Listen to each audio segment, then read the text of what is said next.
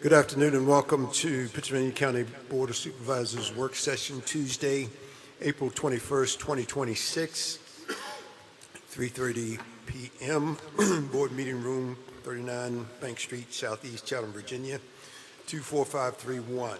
Madam Clerk, would you call the roll, please? Yes, sir. Mr. Bowman? Here. Mr. Brown? Here. Mr. Dalton? Here. Mr. Dudley? Mr. Whittle? Mr. Ingram? Here. Mr. Tucker? Here. Thank you. Are there any items to be added to the agenda? Oh, yes, sir, Mr. Chairman. I Yes, have sir. a couple items I'd like to add. I'd like to make a motion to add the following items to the agenda under closed session. Item 8C, subject matters, the courthouse litigation, ODAC lease agreement. And item 8D, the subject matter is possible sale of the public real estate property. That's my motion. Thank you, Mr. Dalton. Is there sir. support for the motion? I'll support that. Thank you, sir. Mr. Ingram. Any discussion? Hearing none. Vote electronically, please.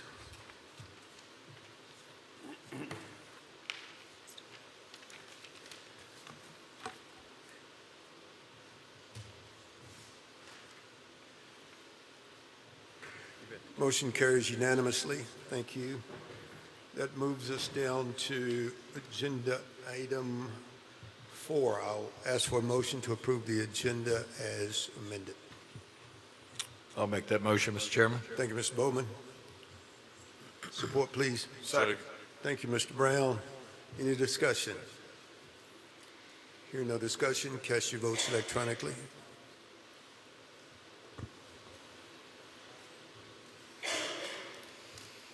Motion passes unanimously.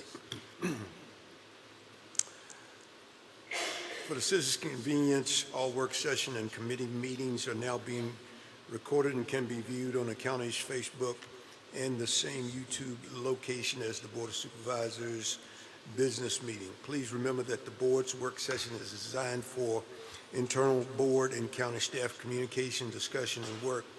It is not a question and answer session with the audience. Accordingly, during the work session, no questions or comments from the audience will be entertained.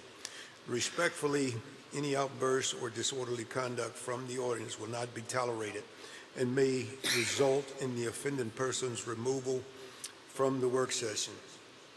As a reminder, all county citizens and other appropriate parties as designated by the board's bylaws are permitted to make comments excuse me, under the hearing of the citizens section of tonight's business meeting. All right, that moves us down to 5A, presentations, River Street.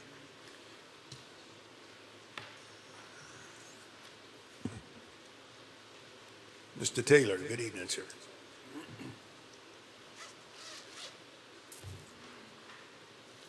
Good afternoon. Robert Taylor with River Street, here to give you an update on the fiber to the home build we're doing in the county at this time.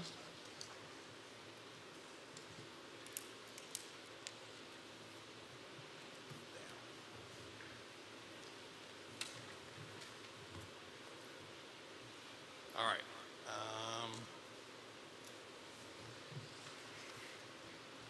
Here's a timeline of the construction that's ongoing currently. Items that have been completed through April are the splicing repairs on strawberry cabinets and the chestnut cabinets. We're complete testing in Broswell. Unfortunately, we have some repairs that we have to make in the Broswell area. There was quite a bit of damage caused during some VDOT operations. We had several pedestals that got destroyed, and our plan is we'll go in there and we'll take the damaged pedestal, we're going to put in a handhold, put it below ground, do the splice repair, and then we'll come up from there as needed to serve the area. But that is ongoing at this time. Mr. Taylor, I'm having a hard time hearing you. Could you go speak in back the mic, please? I'm sorry. and tell us what happened to the pedestal? So during either snow removal or during mowing, several of the pedestals in the Broswell area got damaged. and they now have to be replaced, respliced, retested. And that is ongoing right now at this time. Working on getting the schedules from Rail Pros to finish cabinets 7 and 9 in Chestnut, as well as the Chestnut CO exception zone. And what an exception zone is where we've gone in and said, all right, we can service all these customers up to this point where we have this railroad crossing or we have a VDOT permit that is being held up or whatever. And what we'll do is say, well, that's an exception zone so that we can go on and service everybody before that. So instead of holding up 80 some percent of the customers, we'll go on and claim the last 10, 20, whatever percentage of the customers that we can't get to yet because of either a permit or railroad crossing as an exception zone, and go on and finish the build so we can cut those primary customers or the first part of the customers over. And then once we get the permit approved or get the railroad crossing done, then we'll take care of the exception zone. So that's what you have going on here in Chestnut CO. We are looking to complete the construction on the Broswell Cabinet 23, and again, hopefully complete the repairs on the splicing in Broswell CO cabinets 1, 3, and 20 there, and do the retesting of those cabinets as well. Just to give you all an overview of, again, what the project looks like, between CAF, RDOF, and VATI, we have a total of about 11,985 locations. With VATI 2023, we have an additional 2,105 locations. Grand total we're looking at passing in the county is 16,502.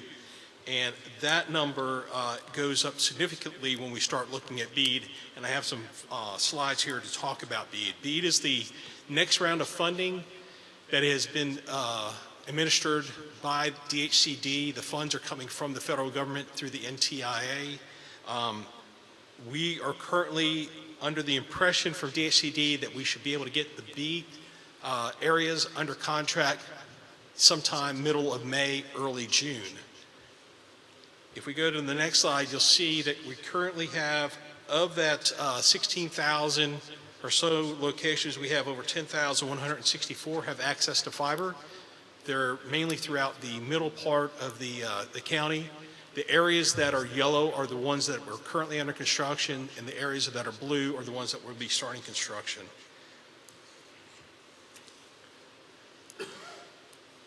Again, this is an overview. 10,164 of the 16,502 locations have access to fiber. There's 2,297 additional locations that are currently under construction. As of last Thursday, we had over 2,619 customers installed, with an additional 205 locations that are in process of being installed. That gives us a take ratio of about 28%. And I was asked to bring up the revenue share. As many of you know, there's a revenue share between the county and River Street once we hit certain take ratios. The first take ratio is broken down by 2,475 locations in the south part of the county.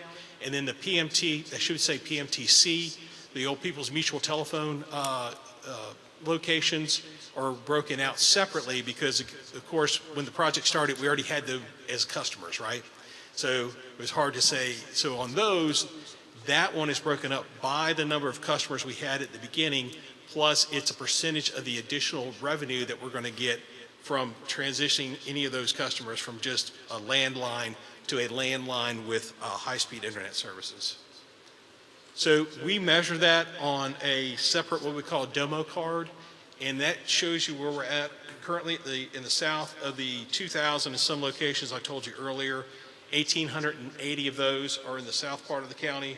Once we get to 2,475, that will trigger the first revenue share marker, and we will start doing a 10% revenue share of all locations in the southern part of the county where we're receiving broadband service funding.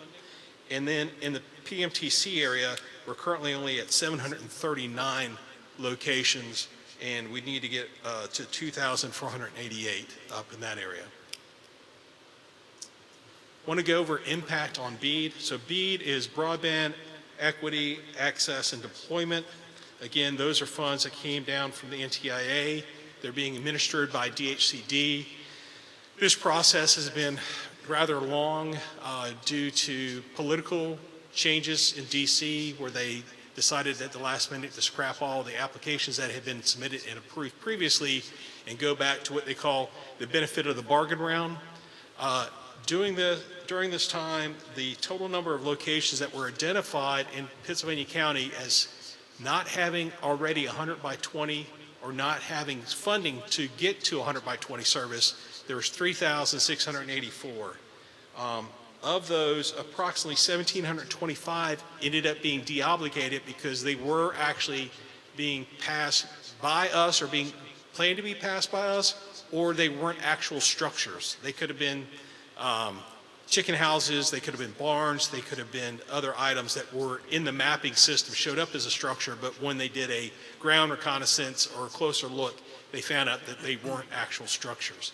So of those locations, River Street was able to secure funding for 1,925, and SpaceX ended up getting funding to pass 34 locations. If you look at the map closely, the River Street locations are the green stars, and the purple diamonds are up in the northwest corner of the county, are the ones where they are going to get SpaceX. However, if you bring the total map up, you'll see that what we're looking at right now is some of those purple locations actually will more than likely also be passed by us with fiber as well.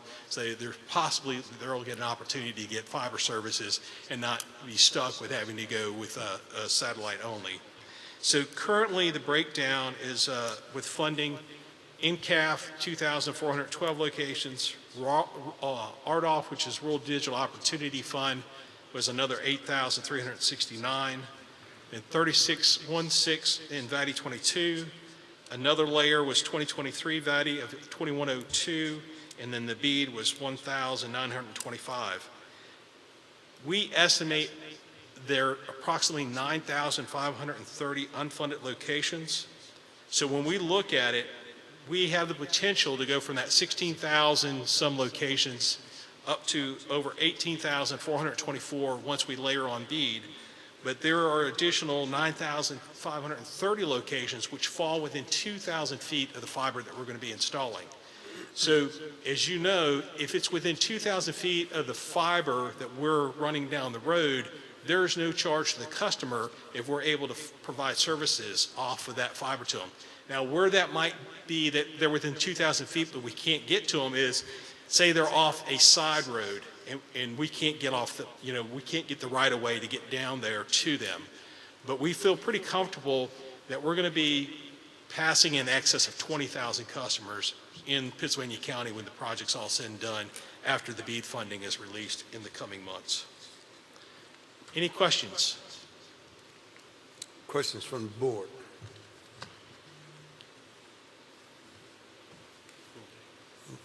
Hearing none. We thank you. Yes, sir. Mr. Ingram. Mr. Taylor, I had a constituent call and said that when we made the announcement that you guys were going to start running cable, he said he called and he spoke with a representative and they said, yeah, we'll put you on the list because your road is included in the build out.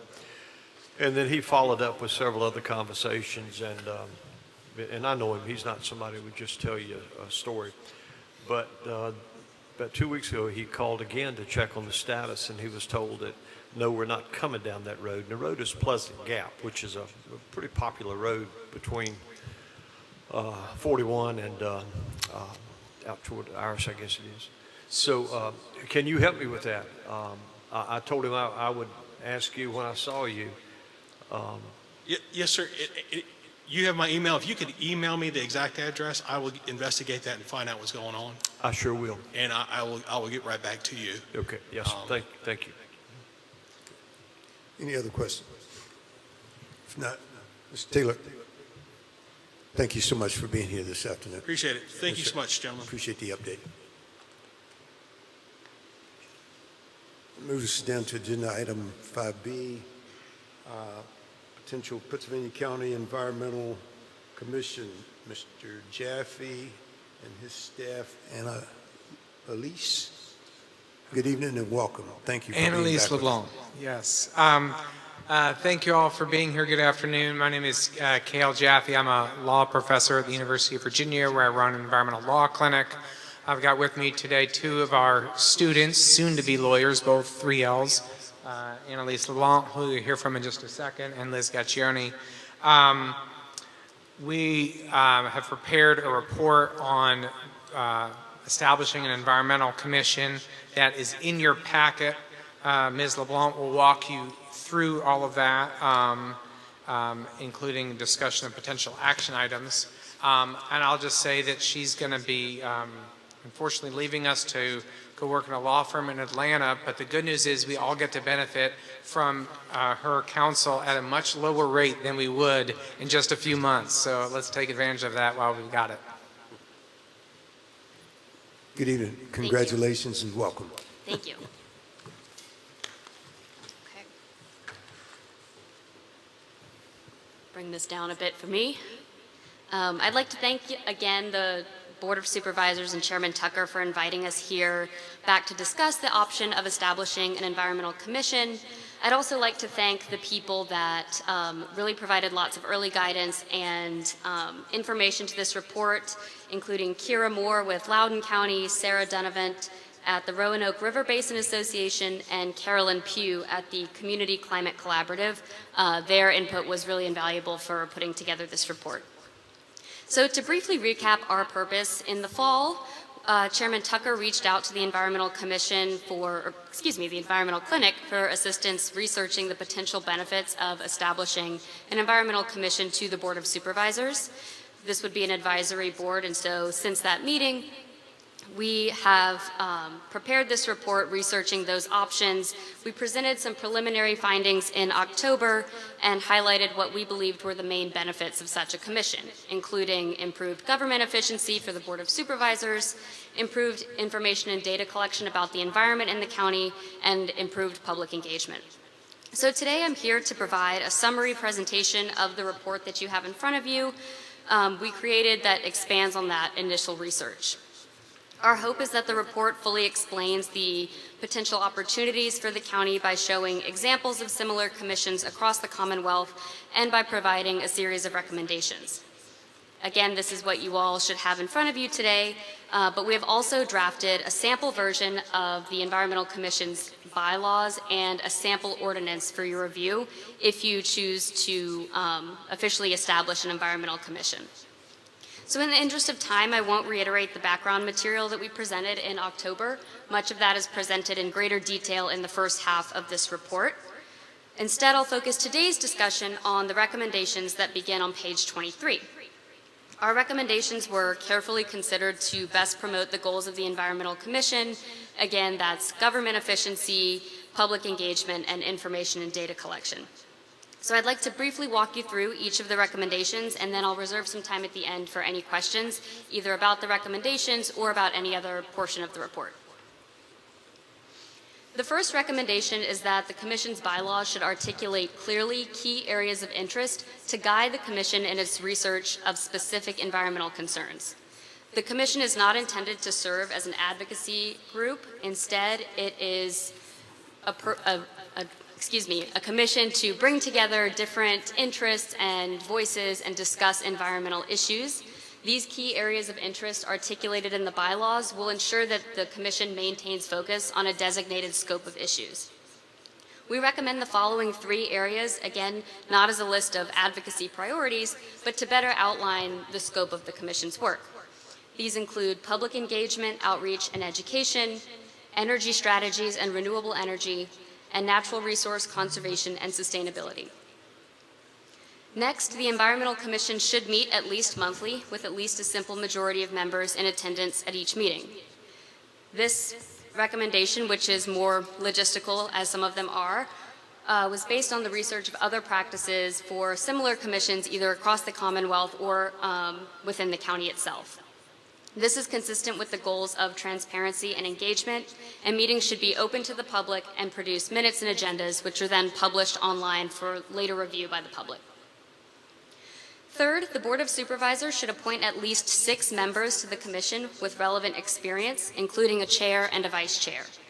These members will comprise volunteers that should have a diversity of experience and expertise. We think it's important to specify what these seats are in the bylaws to ensure that every iteration of the commission takes into account these key interests and to guard against potential mission creep into other areas or other areas of other commissions or boards with the county. So the following seats are found in greater detail with examples on page 25 of the report, but they include education, community services and outreach, conservation, public utilities, renewable energy, and agriculture. Some other boards and commissions do impose a credentialed expertise requirements. For example, members should have a PhD, but we recommend a more flexible approach that focuses on these 6 areas of interest, along with a holistic review of every applicant. Fourth, the members of the commission should be appointed by the Board of Supervisors to serve 2-year terms. No member should serve more than 4 consecutive terms. As part of this, an application portal should remain open on the commission website for all interested parties to apply. In the event of a vacancy, all supervisors should review the applications at the monthly work sessions before calling a vote to appoint a new member at the following work session. Fifth, the commission should hold at least 1 annual forum in which the research and progress of the commission are presented to the public and open for comment. The bylaws should also highlight and strongly encourage regular public, excuse me, feel a bit faint. Yeah, I might need a second. My apologies. I do have a water.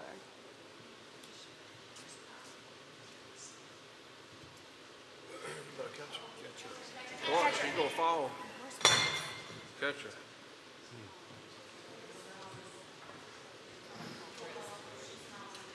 Let me see if they want. I don't know if she can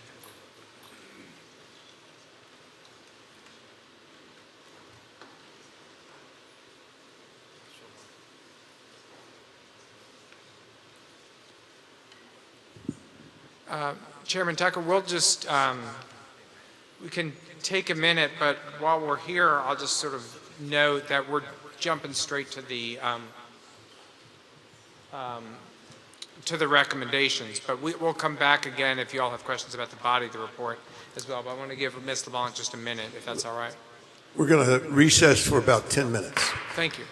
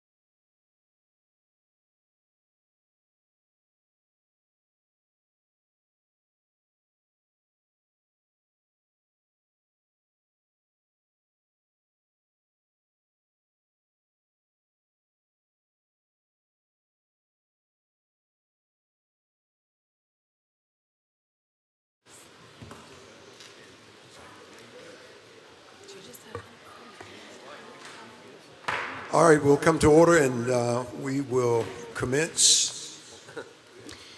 Sorry about the little intermission. I guess I was so passionate about this, I just got overwhelmed. But I appreciate your patience. No problem. We needed a break anyway. Okay. So where was I? I think I was, yes, going through the recommendations beginning on page 23 of the report. Began discussion of the annual forum where the Environmental Commission would have the opportunity to present its research that it works on throughout the year to members of the public for them to have a chance to comment on it and provide input into an annual report. So this again was based on the practices and recommendations of other boards and commissions, specifically the City of Alexandria and Loudoun County have a similar forum every year where they're able to present their findings and have members of the public comment on them. This is really important, we believe, to the Commission for two reasons. First, it ensures the Commission has a better sense of the issues that are important to members of the community. And second, it allows county residents to engage face-to-face with the Environmental Commission. So again, going to that goal of transparency and kind of bridging the gap between county leadership and residents. So the last recommendation is that the Board of Supervisors appropriate funding in the amount of $6,000 to $8,000 annually to support the outreach duties and operational needs of the Commission. So the provision of the Virginia Code, which authorizes the Board of Supervisors to establish an Environmental Commission, also allows for the allocation of funding to support those duties. These funds will help the Commission carry out the essential duties and to compensate members for their participation, typically through a per diem allowance. Funding would allow the Commission to engage in more outreach efforts and direct community activities. We arrived at this sum by first looking at the 2024 budget for the Planning Commission. That commission maintains a similar number of members as we proposed for the Environmental Commission. Their budget in 2024 was roughly $21,000 to carry out more demanding duties than the Environmental Commission would, specifically reviewing project proposals, ordinance changes, and things of that nature. So we thought that a range of funding that was less than half of that would be more appropriate to this type of commission. Now, to be clear, the Board of Supervisors is not compelled to allocate any funding, but we think that predictable funding is the best option for the Commission's long-term success and continued sustainability for their operations. So now that I've walked through the specific recommendations, we have two broad themes that we'd like to ask you to consider into the future. First is that for the Commission to effectively carry out its mission, the Board should ensure it is kept fully staffed with members that represent the 6 areas outlined on page 25. As the members will be volunteers and need to have a relatively high level of experience or expertise on environmental matters, we recommend not limiting membership on this commission to residents of the county. Second, although environmental policy debates can become politically polarizing, it's really imperative that the Commission maintain nonpartisan independence. Members should be appointed based on their expertise or experience in the field, not their political party. The Commission would be advisory in nature and would not issue binding recommendations or evaluate specific policy changes or development proposals. As such, the Commission members should feel free to make recommendations independently of any political pressure. The central purpose of the Commission as we see it is to encourage conversations about the environment and promote civic debate among county residents. So to this end, discussion at Commission meetings should reflect the expertise and experience of the members and should strive to promote better public understanding of relevant science and policy. We hope that an Environmental Commission can be a tool to bring people together in closer relationship to their leadership. In conclusion, I encourage you to thoroughly review this report, and I'm happy to answer any questions about anything I presented today or any other information in the report. Thank you for your time and your attention. Thank you so much, ma'am. Any questions from the board? Yes, sir. Mr. Bowman. Thank you. That was very good, and I'm glad you're feeling better. Thank you. I've got one question, and you identified in the report 3 areas that are a big concern of ours, and which some of them we've already gone through in the past, the data centers, the solar farms, and you even mentioned the uranium in here. So those are very high level.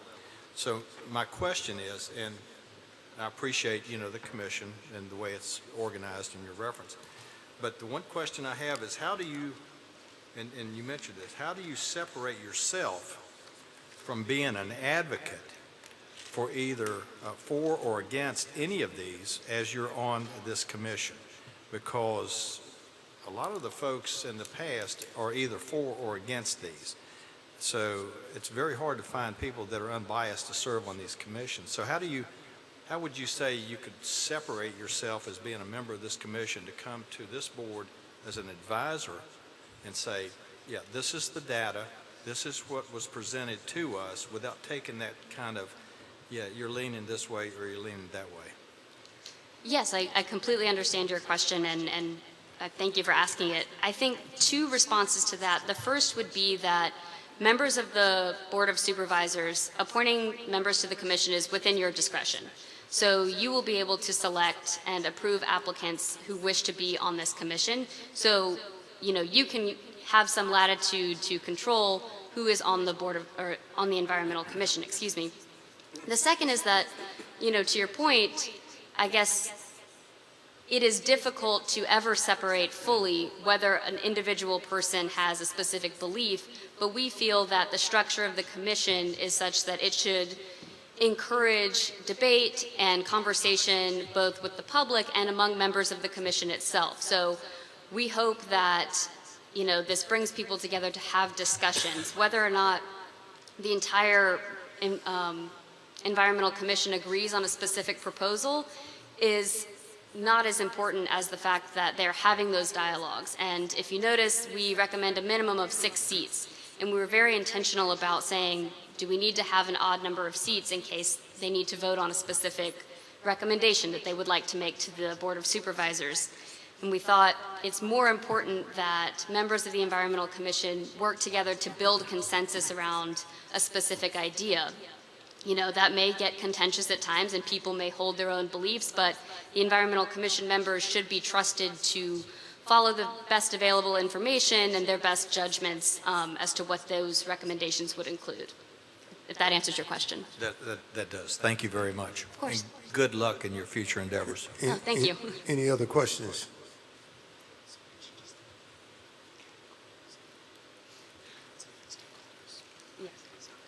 Yes, my Professor Jaffe brings up another good point.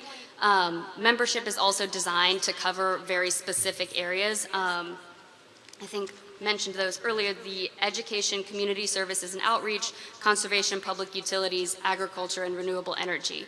And we did this to make sure that every iteration of the commission has these areas represented. To say, no matter who it is, somebody is representing the agricultural interests on the Environmental Commission. And so I think that is also kind of a structural check to ensure that there's good debate and a difference of opinions. Okay. I have a Yes. question, if I may.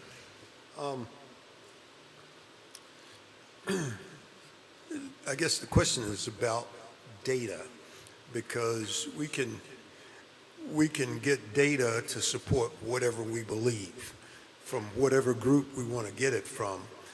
In your experience in terms of dealing with Loudoun County, how do they ensure that they try and have neutral, unbiased data that they're actually putting before the public, as opposed to taking a stance and then going out purposely getting information that will support their standing? Sure. I think that's a very real concern, and I'm not as familiar with specifically if that's happened in Loudoun County or what their specific processes are for information collection, but I think the general ethos of commissions of this type is that we have a diversity of experts in their field or industry representatives or, organizing experts that can kind of bring all of their expertise together and say, for example, if the commission member that's representing renewable energy. That person should have some relevant experience or expertise in that area that's highly technical, highly regulated, and they should be trusted to, carry out their expertise and their responsibilities. So again, your point is well taken that of course you can find data to support any conclusion. However, we think that a commission type structure with multiple members with varying backgrounds will help ensure that the best science and information is presented to the public. Thank you. Sure. Okay. Any other questions from the board? Mr. Chairman, I have Yes, sir. Mr. Ingram? Listen, thank you for your presentation. Hope you're doing well. Yes, And, thank you. I did want to ask you, I was sort of scanning through your presentation, and I appreciate the amount of work you put into this. More specifically, recent environmental debates, and they ain't over with. I was curious as to why you didn't expand on the growth of data centers, and as a side note to that, nuclear power generation, which is something our last governor was really in favor of. So what's your thoughts on those two, and why were they not included any more so than just mentioned? Are you asking why these issues were chosen for inclusion in the report? Say it again. Are you asking why those issues were included in the report or something else? Yeah, go ahead and answer that, yeah. Yes, so we chose these three issues. We tried to pick a, combination of things that felt both relevant and longer term that we knew the county would face into the future. The Balico data center issue, that was something that was relatively recent and was an example of where the commission might be useful to manage public input, public opposition to proposals.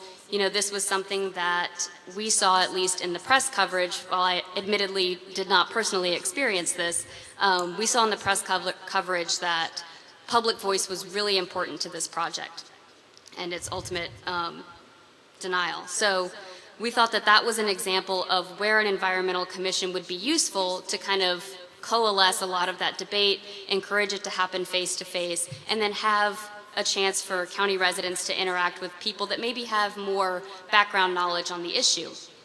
And a similar decision was made for the solar energy and uranium mining examples. Solar energy, we know, is something that is important to the county and that it's going to keep probably coming back.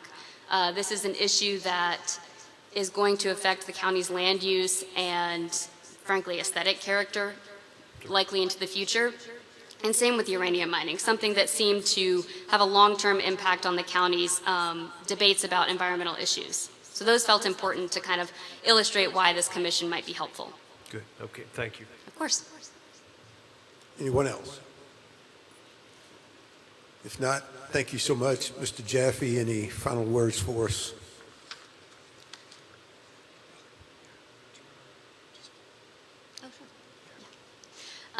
In that case, I would like to conclude by saying we encourage you again to review this further and take special attention to the sample ordinance and the sample bylaws. We'd be happy to continue working with the Board of Supervisors and the county's attorney to revise and review this as necessary, to hopefully have this be an action item at a future work session, if that's something that you wish to do. So thank you for your time.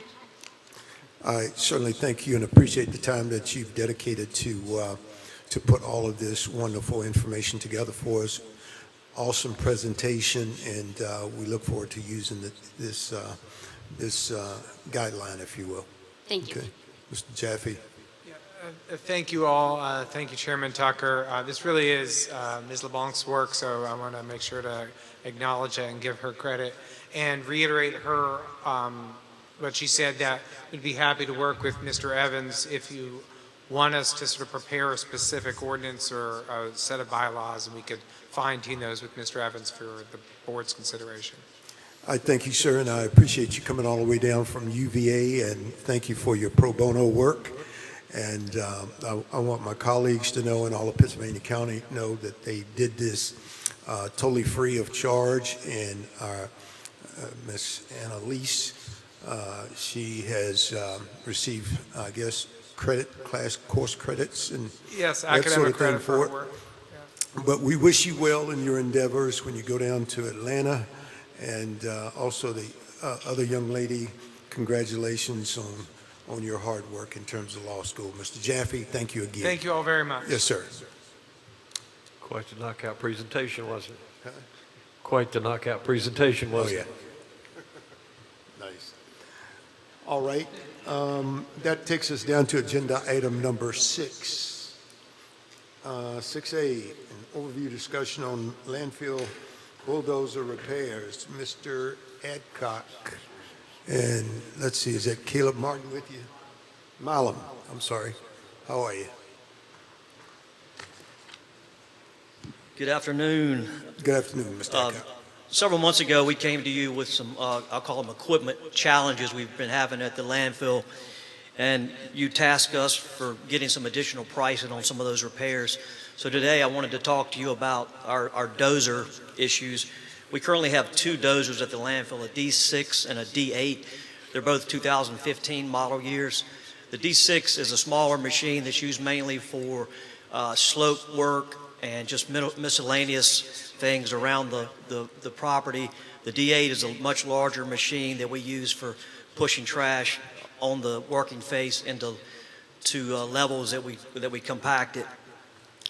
So Caleb has been good at locating some alternatives to our equipment, authorized equipment dealer for Caterpillar. So on the D6, we need a new undercarriage and tracks for that machine. We have 3 alternatives for a general duty tracks, and we have 1 alternative for a heavy duty track system. The 3 alternatives for the general duty track system range in price from $47,000 down to $31,000. And the heavy duty track is right at $43,000. The general duty, the $31,000 would be a good alternative, but that is the only drawback is that's an aftermarket piece of track system and undercarriage system. So it's a little bit cheaper at $4,000 less, but it is an aftermarket, so it probably does not carry the same amount of warranty and the durability that the OEM equipment would carry for that. So we would, request approval of, our choice would be the $36,000 OEM, but we would, because of that equipment, if we're looking down the road to replace that equipment fairly soon, that would be, the aftermarket would be a good alternative as well. And since that's not used so much on the actual working face, that it would be acceptable to use that to get an aftermarket repair on that. For the D8, we need a new final drive, and we've only got one option with the parts themselves. We have a reman and a repair. So on the repair, the only part that's being repaired is what's damaged inside the final drive. That all told, the cost is about $40,000, $40,335, and that adds about a week of downtime for machining the actual part. The reman comes in about $47,000, which that replaces the entire final drive, and the benefits of that is that if anything else inside that final drive break, then that's covered by their warranty. If we just reman the piece that's broken inside the final drive, if anything else breaks that's currently inside that final drive, it would not be covered. The good thing is we have found an alternative labor for that, and so we think we can get somewhere between $5,000 and $8,000 out of that $40,000 or $47,000. So I think both of those would come in at less than $40,000 by using an alternative labor source, but we'll still get the parts from the authorized dealer for that. So we would like to, with your approval, we would like to move forward with these repairs. Did I miss anything, Caleb? Okay. Move forward with these repairs, and I'll take any questions on that. Thank you, Mr. Adcock. let, let me start off by asking a couple questions if I can. On these tracks, the OEM, I guess, high value or long-term, the 43,000. Tell me the benefits of those again. The 31,000, 31.5 is a aftermarket track system, so it's not made by Caterpillar. The $36,000 one is made by Caterpillar, so it's, OEM type of original equipment manufacturer, a piece of equipment that goes back on that. Gotcha. And that one would be done actually by the dealer rep for that. That would be done by Carter Cat on that one. You mentioned one at 43 grand. Which one was that? The 43 grand would be the heavy duty instead of, so there's the three prices for general duty tracks, Right. and then the one price at 42.8 is for a heavy duty track system. All right. In my thinking, we're going to have to ride this horse until it just can't take us any further. And I think if we can get more life expectancy out of it by spending the additional money, because, correct me if I'm wrong, but we're probably, some of my other colleagues will understand, we're probably renting equipment at the tune of how much per month? Yes, sir. We're currently renting a dozer at about a little less than $9,000 a month, Okay. So, and that only gives us one dozer to do it. So we don't have the opportunity to move a machine off and do some necessary like dress up work and things that. let's call it 4 months, and we could have got this thing back on its feet. So I'm in favor of putting the heavy-duty stuff on there because you guys got to stay up and running, okay? And this county has to sincerely stop putting Band-Aids on situations. We have to do the best we can for a more permanent solution. And you were saying the remanufactured final drive is, with warranty, is $47,000? Yes, sir, and that is with the dealers, the authorized dealers' labor, and I think we can get that labor done for about half of that, but we could still get that part, which would be the replacement final drive. Actually, the difference in parts is 33.5 and 26, so 20,600 actually plus the machining, so it's about $10,000 difference between the reman and the brand new final drive. On the reman, if you get alternate labor to install it, that's not going to affect your warranty? No, because the warranty will go with the part. Okay, perfect.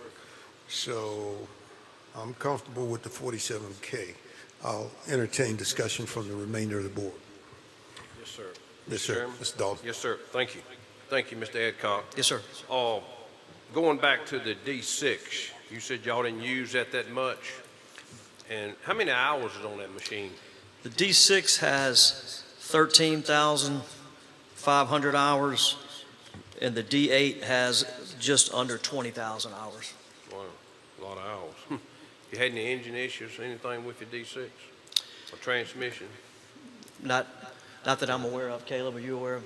Yes, sir. Yep. Oh, I thought most of those tracks and rails had about 1,000-hour warranty on them. What's the difference in the warranty between OEM and aftermarket? I don't have that. I do know that that it's usually like the CAT parts are usually 1 year warranty on that. I don't know what the aftermarket warranty would be on that. I was thinking they had 1,000 hours on them, but I don't sure.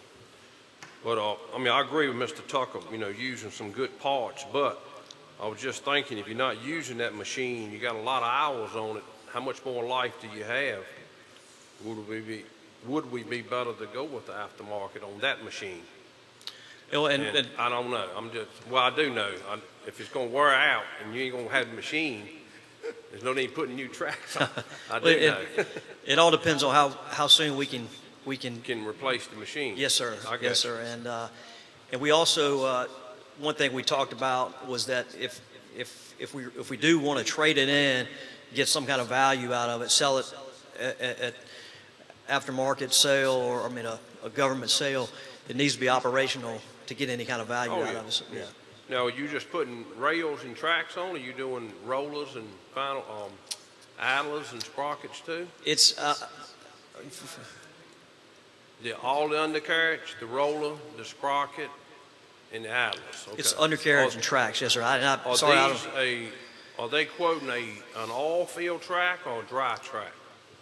I Because there's don't some know difference. don't know that there. answer, yes, sir. That all-field is a whole lot easy on the machine, and it runs quieter too. Yeah, And you get more life out of it. It don't eat your sprockets up, and we it's can hard on find out them. about that, yeah, if that's Okay. an option, yeah. But, and then as far as the final drive on that D8, you might as well replace your whole final drive. I agree with that. Yes, sir. When you tear it apart and go in there and start taking the spider, all them gears out of there, Yep. you're gonna probably find ground up metal and flakes in there, and you're gonna put a new part on top of an old part, so you're really gonna waste that money, because you might come back in a few weeks and have to replace Yes, it sir. anyway. Yeah, I But, agree with that as well. but I agree with that. But that's my take on it. Thank you, Mr. Chairman. Yes, sir. Thank you. Mr. Bowman. Chris, thank you, Mr. Chairman. So the only thing I haven't heard, and I agree with the D6 and the D8, the 47,000 for the final drive on the D8, the 36 for the D6. What is your recommendation? You're the guy on the ground out there. Tell us what you need. Caleb, could you come up here? No, I want to hear it from you. Well, I'm going to ask the man that deals with it every day and see, Okay. because Caleb is the assistant public works director, and he's kind of overseeing the landfill Okay. right now. Okay. And he works daily with equipment operators, so he hears back from them as to what, All right, that's what they and my need. point is, I want to hear, when you come here and you ask and you give us options here, we could be all over the place. Give us your recommendation on which way to go on each one of these pieces. Sure. And Caleb did a good job of go ahead and Mr. Mallum, good evening. ranking these. Go ahead. Good evening. Thank you for being here. Yeah, thank you, guys. All right, so Mr. Bowman, what's your question? What's our recommendation? I want your recommendation on which way we need to go on the D6 and the D8. I've already made up my mind what it is, and so I want to hear your recommendation, because you're on the ground. You're the one operating these pieces of equipment. You know the usage, you know how they're abused and how much life they got left in them. Give us your recommendation on which way to go on this. All right. So as far as the D8 goes, that needs a right final drive. So with that machine having approximately close to 14,000 hours, 19,000 hours, I would recommend go ahead and replacing the entire final drive versus trying to rebuild it. When you go in there to rebuild it, you really never know what you're going to get into, and for that reason, you will not have a fixed price. With the reman final drive, you will have, this is your set in stone price, this is replacing everything. So in a perfect world, we would prefer the reman final drive over the rebuild. As far as the D6 goes, that machine is looking, what's your hours on that one? That's 14. So your D6, you're looking close to 14,000 hours. A typical machine like this gets 10,000 hours on it, so it's probably close to replacing its lifespan. Depending what monetary-wise, how we look there, I don't think it would be a bad idea to go with the general duty undercarriage because of the fact that it's not taking harder conditions as the D8 is. Typically, the D6 is just used for dirt work, earth work, environmental correction, storm ditches, things like that. Our D8 dozer takes much more wear and tear than the D6 does. So I do think that we could get away with the general duty undercarriage. I would warn you against an aftermarket system. I think that we've done that in the past. I don't think we've seen the lifespan that we would like to out of that system. So I would recommend a OEM general duty. And what's the cost on that?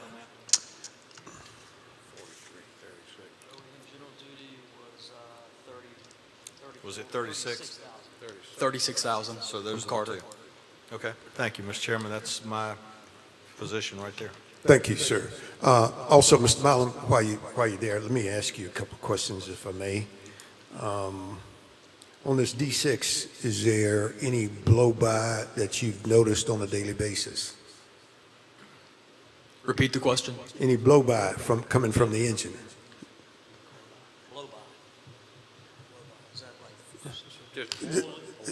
Yes, on the engine. It's just how much, it gives you an indication of how much actual oil, I guess, this thing's burning. So the D6 is sitting about 14,000 hours. It does have a decent amount of wear and tear on it throughout the years. I think that replacing the tracks and undercarriage would be a first step in replacing this machine.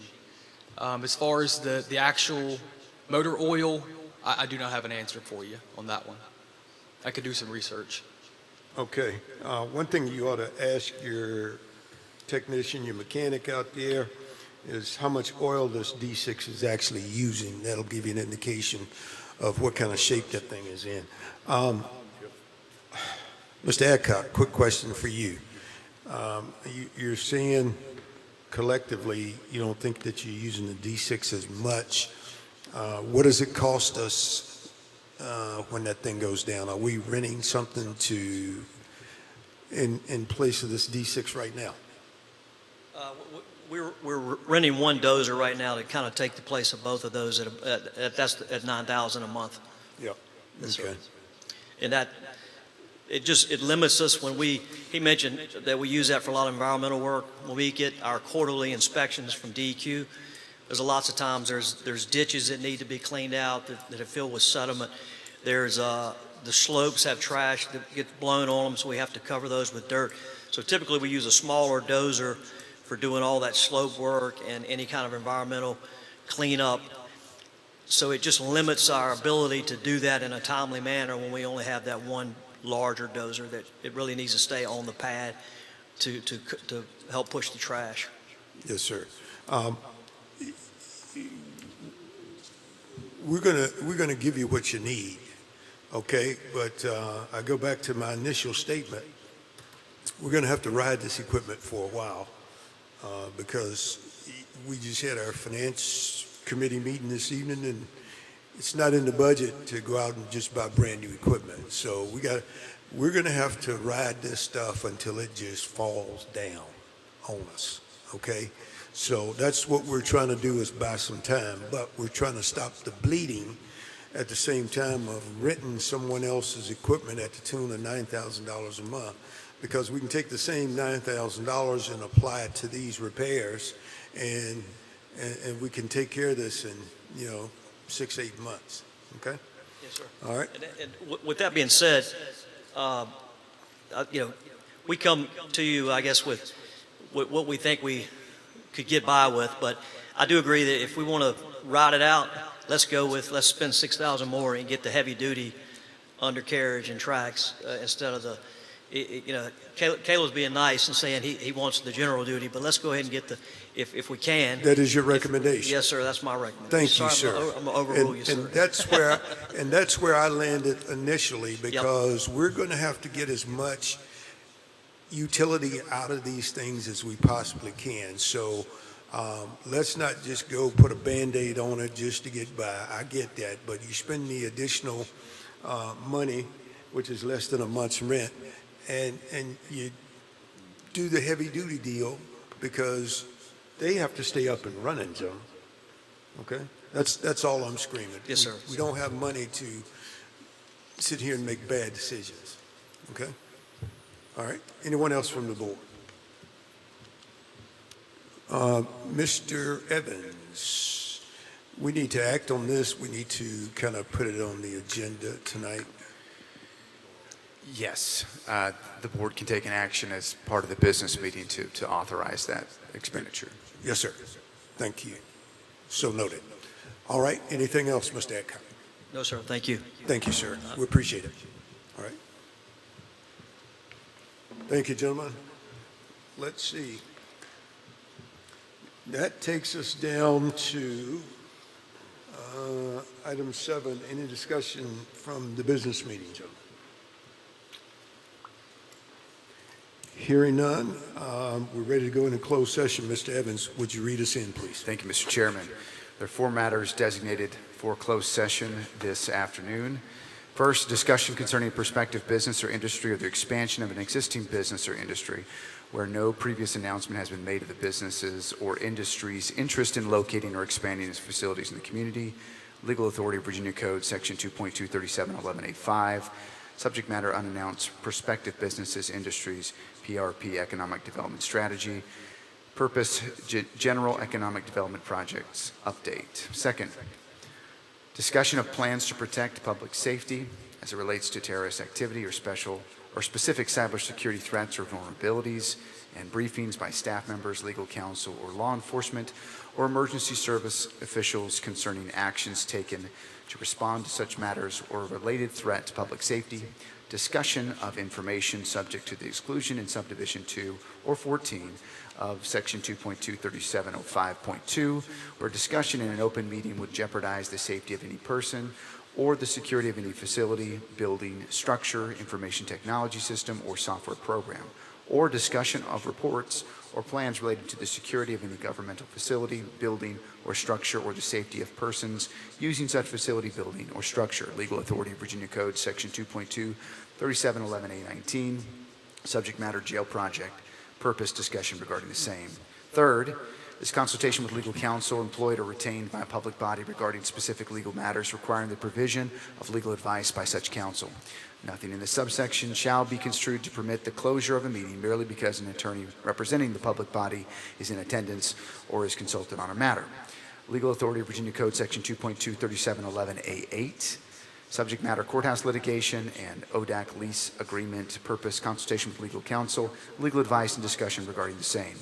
And lastly, discussion or consideration of the acquisition of real property for a public purpose or of the disposition of publicly held real property, where discussion in an open meeting would adversely affect the bargaining position or negotiating strategy of the public body.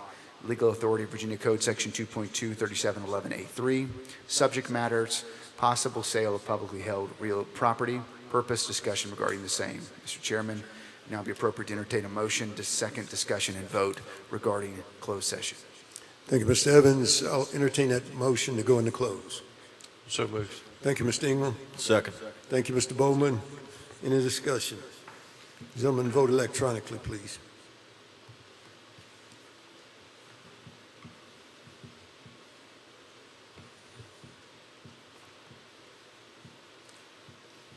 Thank you. The motion passes 5-0.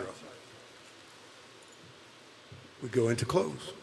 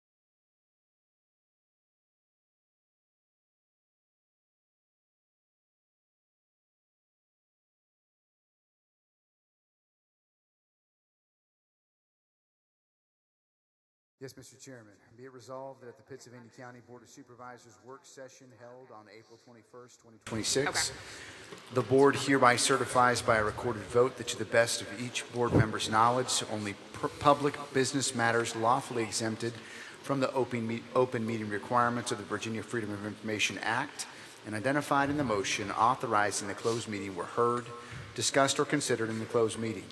If any board member believes that there was a departure from the requirements of the Act, he shall so state prior to the vote, indicating the substance of the departure. The statement shall be recorded in the board's minutes. We will now have a roll call vote regarding said certification of closed session. Mr. Dalton. Yes. Mr. Dudley. Yes. Mr. Brown. Yes. Mr. Bowman. Yes. Mr. Whittle. Yes. Mr. Ingram. Yes. Mr. Tucker. Yes. Thank you, Mr. Tucker. Thank you so much. We stand adjourned.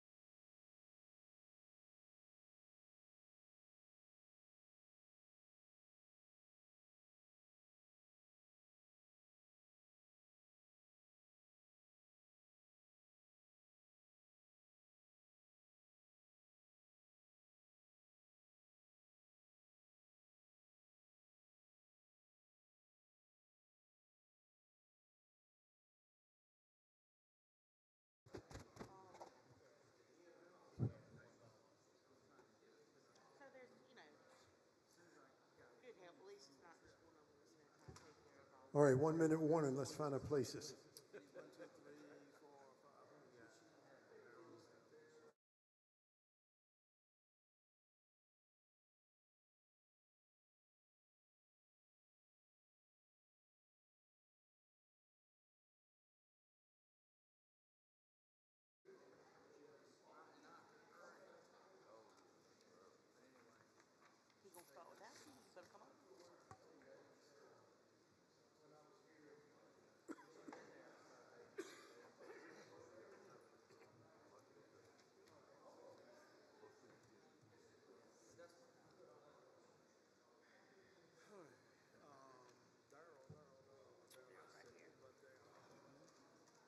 You done got cold?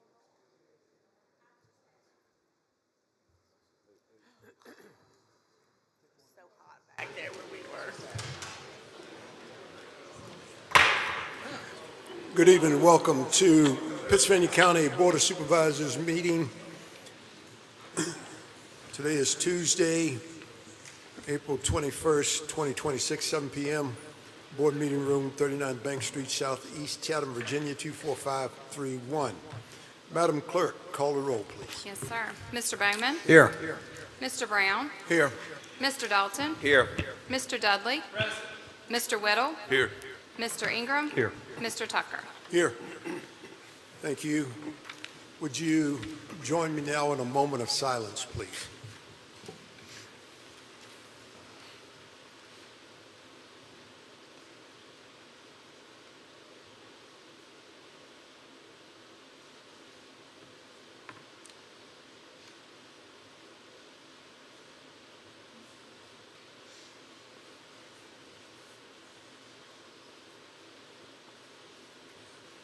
Thank you.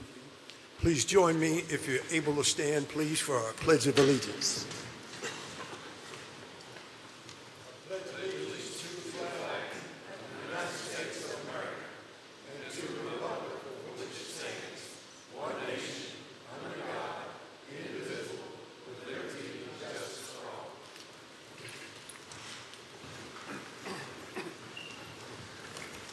I thank you so much. All right, that moves us to agenda item 5. Are there any additions to the agenda? Yes, sir, Mr. Chairman. Thank you, Ms. Dalton. I'd like to make a motion to add the following item to the agenda, and it would be under the consent agenda is 7L. It's the landfill bulldozer repairs. Thank you. That's my motion to add that item. I'll second that motion, Mr. Chairman. Thank you, Mr. Dalton. Thank you, Mr. Dudley. Any discussion? Hearing no discussion, please vote electronically.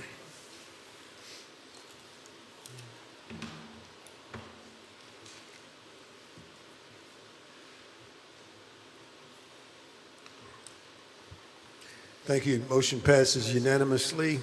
That takes us down to agenda item 6, the approval of the agenda as amended.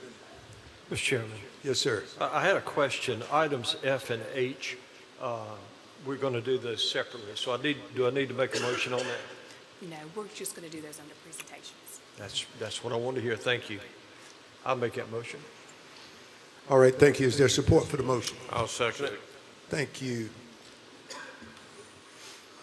Any discussion? If not, vote electronically, please.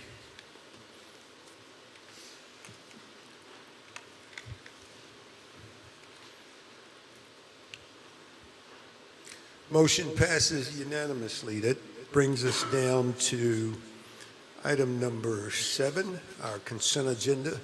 I'll entertain a motion to approve our consent. I'll make that motion, Mr. Chairman. Thank you, Mr. Bowman. Who seconded that? Mr. Whittle down here. Mr. Whittle, thank you so much, sir, for support. All right, any discussion? Hearing none, cast your votes electronically.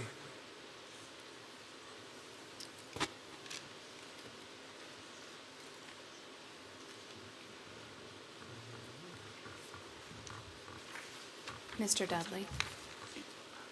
I thought I had a yes. Mine would be yes, but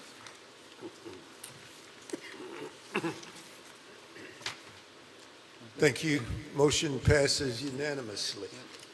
That takes us down to item number 8, which is presentations. We have a few this evening, so gentlemen, join me on the floor, please.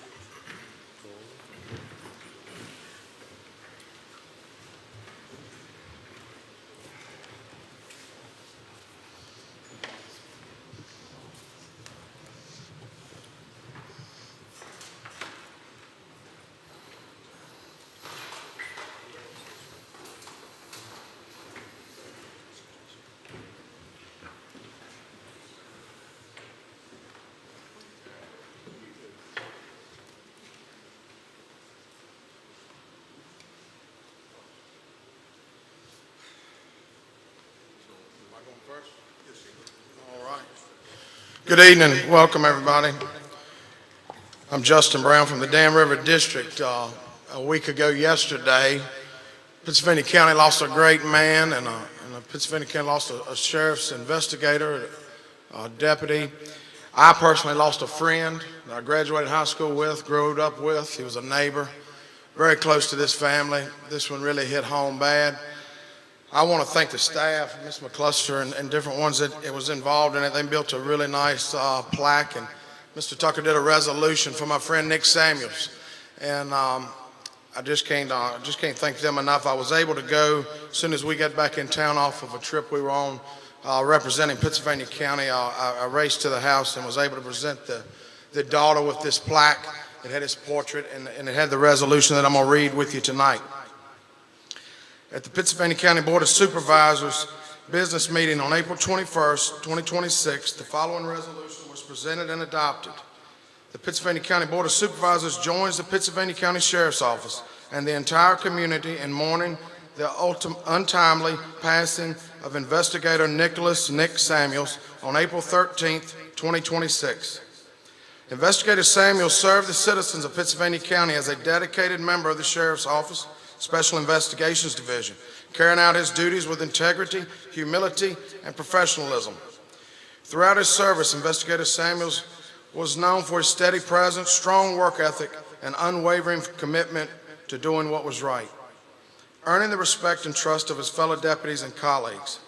Investigator Samuels approached each case with responsibility, with the focus and determination, contributing meaningful to the safety, well-being of community he served. During his service, Investigator Samuels demonstrated exceptional courage and dedication, including being awarded the Purple Heart in 2016 after sustaining injuries in the line of duty, a distinction reflecting his bravery and commitment to protecting others. Those who worked alongside him remember him not only as a skilled investigator, but as a dependable co-worker and friend, someone who could always be counted on and who brought strength and support to those around him.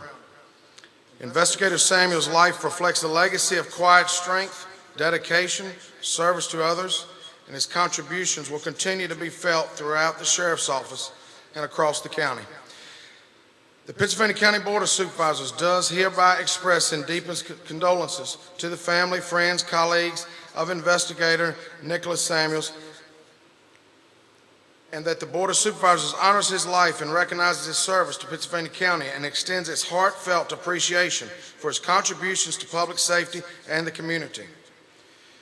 That this resolution be entered into the official minutes in the Pittsylvania County Board of Supervisors and the copy be presented to the family of Investigator Nick Samuels as a lasting tribute to his service, given under my hands on the 21st day of April 26th, signed by Robert Tucker and Caitlin McCluster, Chairman of the Board and Clerk of the Board, and myself and the other board members. Like I said, I've already presented this to the family, and they've got a framed copy that they can keep forever. And of course, we're going to continue to file this one, as so be it, in Chatham. But I just want to honor my friend tonight and so many of his colleagues in the service that he did. He was a great, great fellow, and we're really going to miss him. Thank you.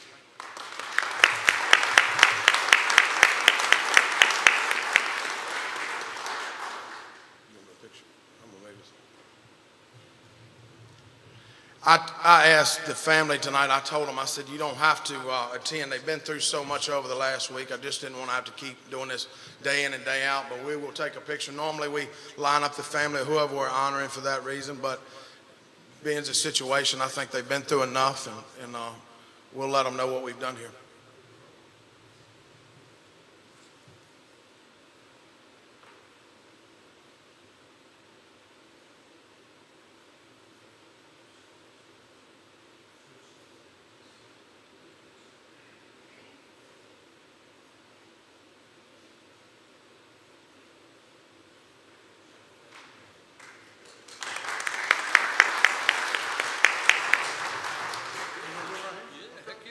I'm gonna scoot over here. Right, Holly? Do what? That's right. I am so honored to present this next proclamation. And as I do so, Pastor Sloan, would you come up here and stand with me, please? This is Pastor Chevy Sloan. He pastors the Stone Creek Church on the R&L Smith Road. And he has revived something that is so near and dear to so many of us, and that's the right to life.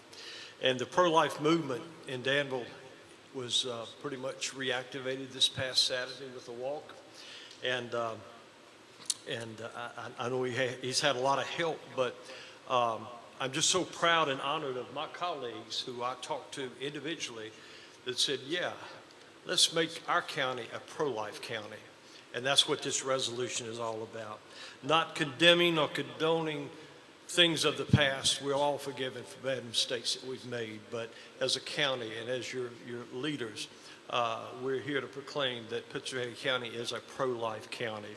And so I have the honor of reading this proclamation. And it reads, at the Pittsylvania County Board of Supervisors business meeting on Tuesday, April 21st, 2026, the following proclamation was adopted. Whereas the Board of Supervisors of Pittsylvania County recognizes the inherent value and dignity of all human life, and whereas the Board affirms its commitment to supporting families, children, and individuals throughout all stages of life, and whereas according to the Centers for Disease Control and Prevention's latest abortion surveillance report 2022, more than 600,000 legal induced abortions are performed annually in the United States. And whereas data from the Virginia Department of Health indicates that approximately 17,000 abortions are performed annually within the Commonwealth of Virginia. Whereas the board recognizes the importance of promoting maternal health, access to prenatal care, and resources that support women, children, and families before and after birth. Whereas the board supports efforts that provide education, counseling, community-based assistance to individuals facing unplanned pregnancies, and whereas the board acknowledges that many citizens of Pittsylvania County hold deep personal, moral, and faith-based convictions regarding the sanctity of life, and whereas the board further recognizes the role of local governments in encouraging strong, healthy communities through support systems that uplift families and protect the well-being of future generations. And whereas the board acknowledges that matters relating to abortion policy are governed primarily by state and federal law. Now, therefore, be it proclaimed that the Pittsylvania County Board of Supervisors hereby declares Pittsylvania County to be a pro-life county, expressing its commitment to valuing and supporting life, and be it further proclaimed that the board encourages continued support for local organizations, healthcare providers, faith-based groups, and community resources that assist mothers, children, and families in need, including those providing prenatal care, parenting education, and family support services. Given under my hand the 21st day of April 2026, Robert M. Tucker, Chairman of the Board of Supervisors, and Caleb McCluster, our Clerk for the Board of Supervisors.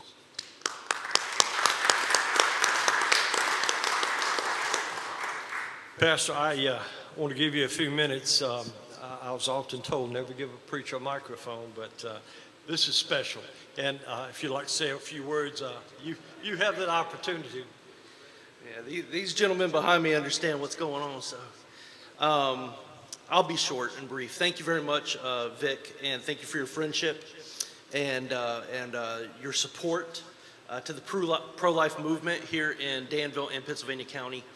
And as you said, it has been of small effort lately, but we are hoping to change that. And so we have many things that we are trying to accomplish in our city and our county to provide a pro-life care and pro-life message for our constituents and for especially women and men who are struggling with unplanned pregnancy and the option to possibly end the life of that child. And so we have started some pro-life organizations, Friends for Life Danville, which is a new organization which we recently just started, which will house the annual Danville March for Life, which we just had our first inaugural this past Saturday. But we plan to have many more, but also other pro-life events in the county and in the city, and also to come alongside any other pro-life ministry in the city and the county, such as local women's crisis pregnancy centers. I have been on the board and recently the board president for Transition Pregnancy Solutions for the last year. And I understand that many in our community recognize that that center has not necessarily been up to snuff. I have taken it under my own personal duty to try to rectify that over the course of the last year, and I promise those of you who have been waiting for a long time that change is coming and coming very quickly, and you will be very excited and proud of the Women's Crisis Pregnancy Center that we will have in Danville and Pittsylvania County very soon. So there are many things on the horizon for the pro-life ministry, message, and organizations, and so I thank the board and Vic for all of your support, and we look forward to a partnership in the years to come. Thank you, brother.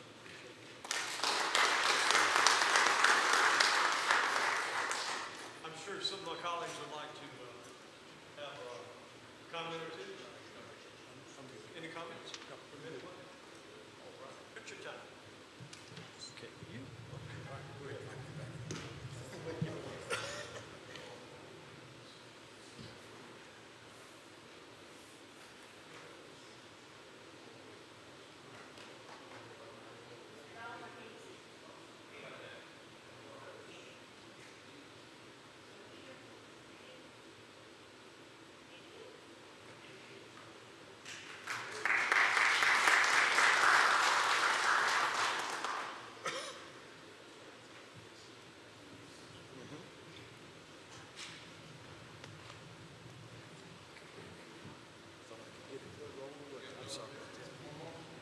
I got a couple here. Let me see here.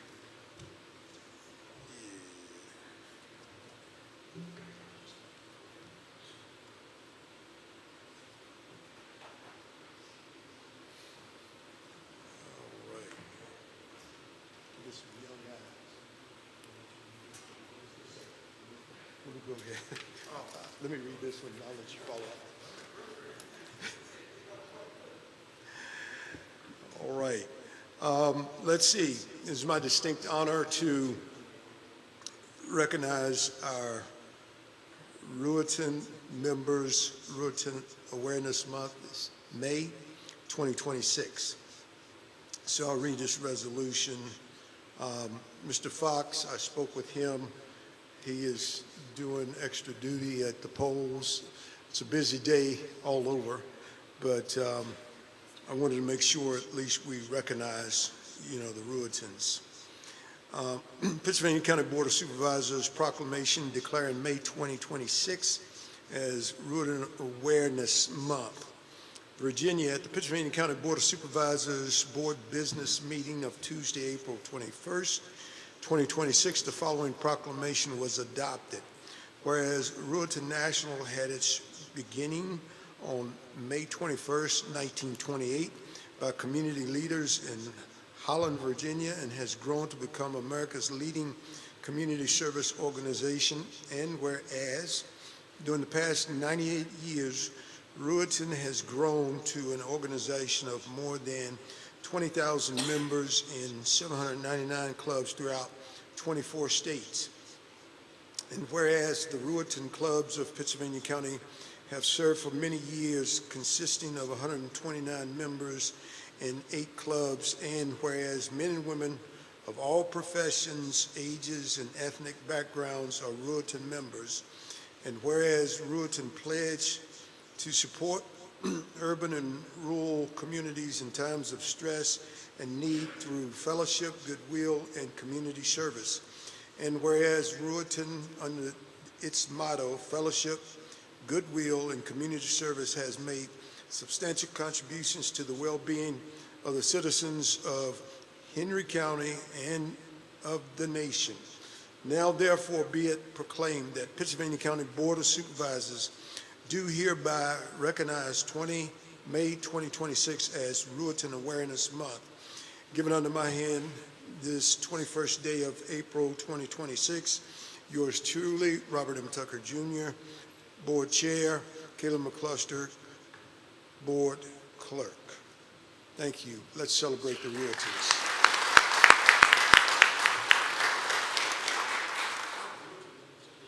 Ruetans? Yes, I didn't. Come on up, Ruetan members. Sorry about that.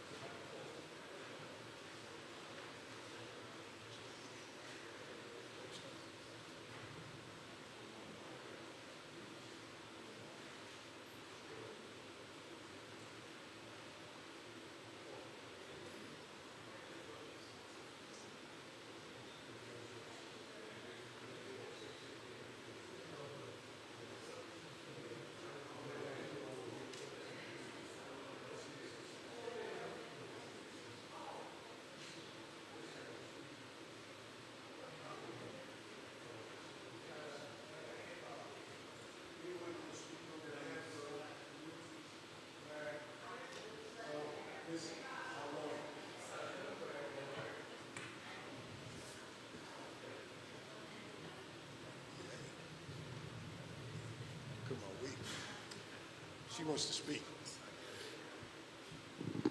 It's not a question of who wants to speak, it's apparently who's been selected. Thank you very much to the Board of Supervisors for this recognition. Pittsylvania County has got a number of Ruetan clubs that we're very proud of, and we're very proud of the work that the Pittsylvania County Ruetans do. We support a lot of scholarships, we support a lot of volunteer fire departments. We help our fellow community members whenever anybody's had a sickness or an illness or medical expenses or fires, personal tragedies. We're very appreciative of the recognition tonight, and just say, please find a club close to you and come join us. Thank you.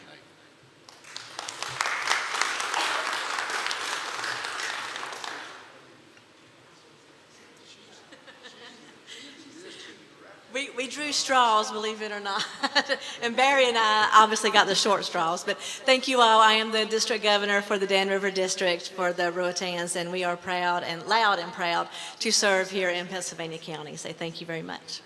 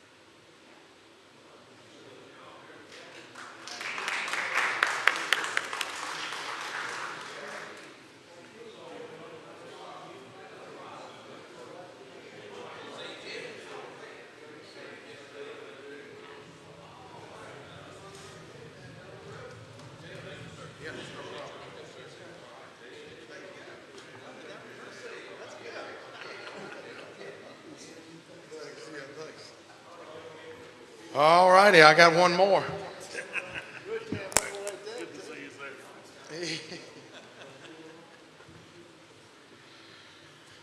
So this next one's going to be a certificate of appreciation in grateful recognition of your generous contribution of $5,000 in support of Pennsylvania County's 250th Independence Festival. Your commitment to the community service and dedication to enhancing the quality of life for our citizens plays a vital role in preserving our history and celebrating this significant milestone. Your generosity helps ensure a memorable and meaningful commemoration for generations to come. Pennsylvania County extends its sincere appreciation for your continued partnership, leadership, and investment in our community. And this goes out to the Chatham Rotary, given on the 21st day of April 26th, signed by William Vic Ingram, Tunstall Supervisor, Vice Chairman of the Board, and Robert M. Tucker, Jr., Chairman of the Board.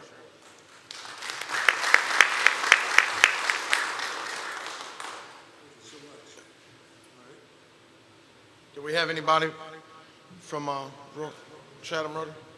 You want to say something? Oh.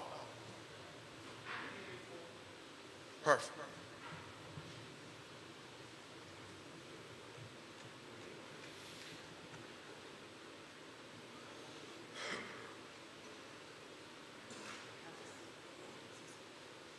In behalf of Chatham Rotary, we appreciate this honor and recognition, and I will surely let them know how well it was received. Thank you.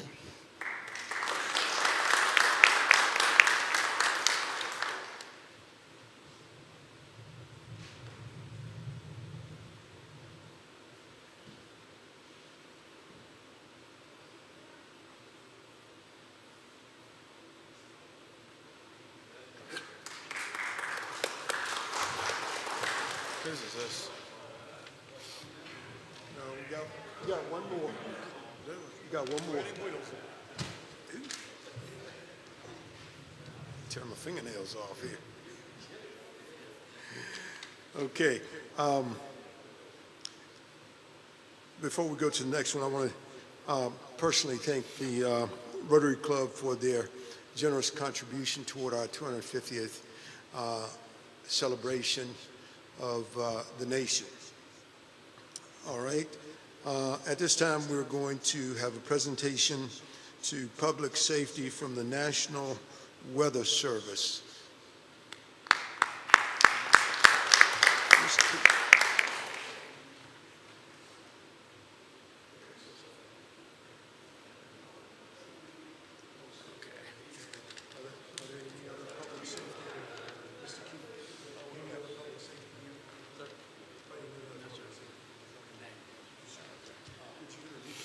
Yes, sir. Yes, sir. Good evening, everyone, board members, and ladies and gentlemen.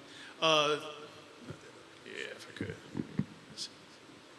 Thank you for allowing me a moment to speak to you this evening. My name is Nick Fillo. I'm with the National Weather Service in Blacksburg. I'm joined by a couple of our colleagues here. This is our meteorologist in charge, Doug Butts. This is one of our meteorologists, Cody Burrows. And we're here this evening in celebration of the fact that Pittsylvania County is now a storm-ready community. And what that means is that the county, the emergency management team, has taken steps to ensure that the county is prepared and is limiting its exposure to severe weather. And when we're talking about severe weather, basically during the summertime months, the warm season, we're talking about severe thunderstorms, flash flooding, excessive heat. During the wintertime, we're talking about winter storms, high winds, and extreme cold. And basically what that means to be a storm-ready community, this was born out of, in the late 1990s, when the National Weather Service started discussions with a lot of communities that had been heavily impacted by severe weather. And they were looking for ways to improve the communication between the Weather Service and the communities. How can we train the community residents to be better prepared, things of that nature. And the emergency management team for Pittsylvania County went through all of these steps. Basically, they ensured now that there is somebody in Pittsylvania County on a 24-hour-a-day, 7-day-a-week basis that's constantly monitoring for severe weather conditions. Is ensuring that there is at least 2 independent, reliable, and redundant systems to make sure that they are receiving those severe weather watches, warnings, and advisories, so that if one of those systems fails, the other one still kicks in and ensures that those notifications are being received. The emergency management team went through the severe weather preparedness plan, ensuring that all the different types of weather hazards are being addressed. And I was also working with the National Weather Service, bringing us in to help train the residents of Pittsylvania County to identify severe weather and to know what to do when it threatens.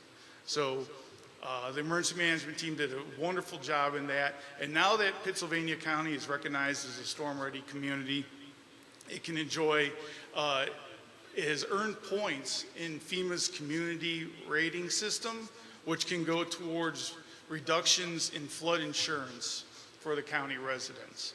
So in addition to that, we have a much tighter relationship, National Weather Service and Pennsylvania County Emergency Management, where we've got people that are in the county that can relay reports of severe weather to the National Weather Service. We use that information to update our forecast, update our severe weather warnings. We get those out to you with better accuracy, and we get them out to you sooner. So that's a great relationship. And ultimately, this all goes towards saving lives and protecting property. So that's in everyone's best interest. And this is a very big deal. And I want to thank the administration of Pennsylvania County for supporting this and working with the National Weather Service. And specifically, I wanted to call out Chris Key for his work in doing this. He was on top of everything. Anytime that we had a concern or brought something up, he addressed it immediately. And we don't see that happen very often sometimes. So Chris was absolutely instrumental in making this happen. So in recognition of Pennsylvania's recognition as a storm-ready community, I'd like to present this sign.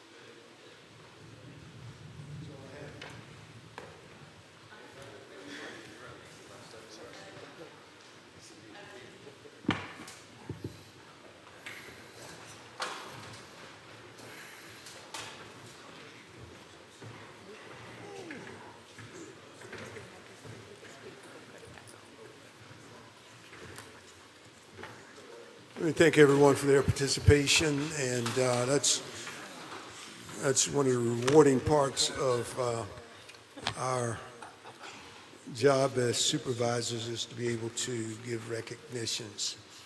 All right, this moves us down to agenda item number 9, which is hearing of the citizens. Each person addressing the board under hearing of the citizens shall be a resident or landowner of the county, or the registered agent of such resident or landowner. Each person shall step up, give his or her name and district in an audible tone of voice for the record.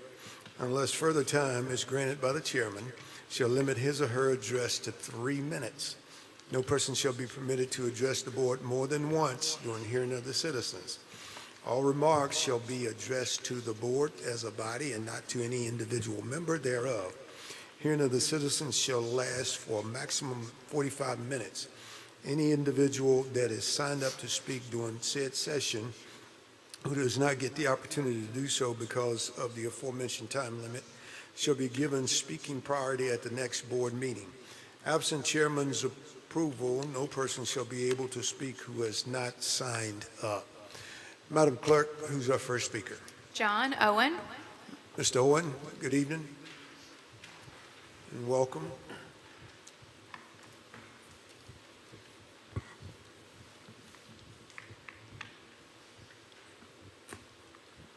Good evening, gentlemen. Yes, sir. My name is John Owen of the Callens-Gretna District. I would like to speak on the upcoming vote on your budget. If you call it that, I call it a spending bill.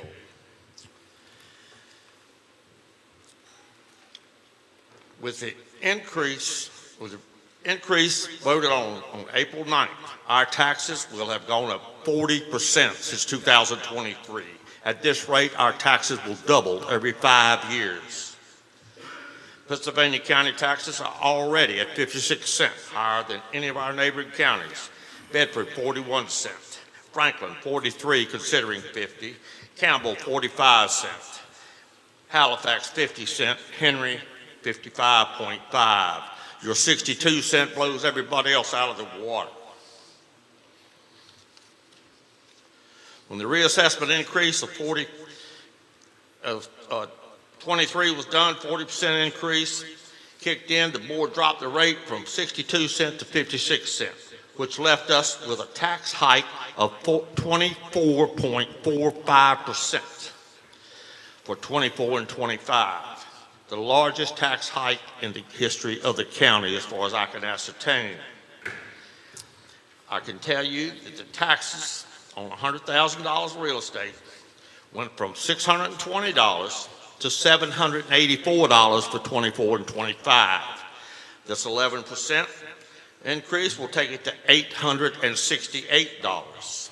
Due to compounding of the percentage of tax increases, our tax will have gone up the full 40%. In October of 23, all candidates for Board of Supervisors were asked a series of questions by the Star Tribune submitted by the readers. The answers were quoted in the Star Tribune on October the 18th, 2023.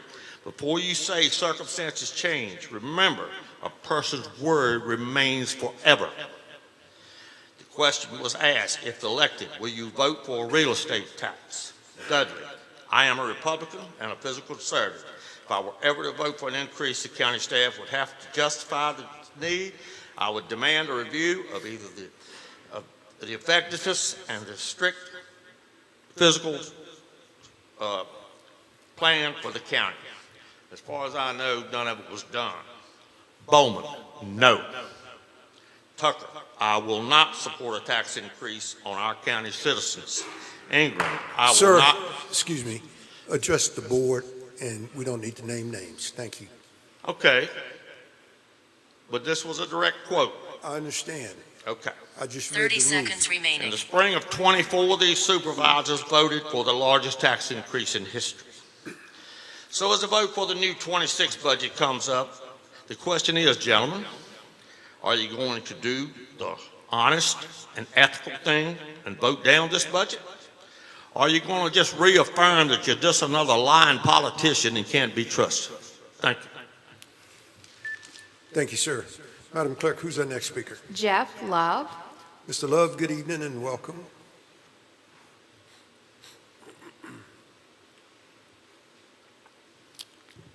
Jeff Love, Stanton River District. First, I'm formally announcing that Pennsylvania County is in violation of the requirements stated in Virginia Code 58.1-3819, Transient Occupancy Tax, Item A2, which defines how 2% of the collected tax shall be designated and spent. Pennsylvania County started collecting this tax in January 2023 and has been in violation of the Code of Virginia since that time. I trust that the Board of Supervisors will immediately cease collection and distribution of the transient occupancy tax until all of the requirements that are stated in the code are correctly followed. I was unavailable for the recent tax increase meeting on April 9th, but I had a few comments prepared that I will share tonight. County tax increases are a result of poor financial management and waste of taxpayer dollars. The county wasted a considerable amount of tax money with the Berkeley Group in order to develop a failed county zoning change proposal. I hope that the same waste and failure doesn't occur with line and grade and the upcoming comprehensive plan revision.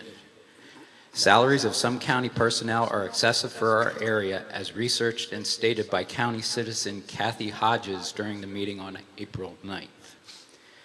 The board is signing non-disclosure agreements with various companies in order to encourage so-called economic development.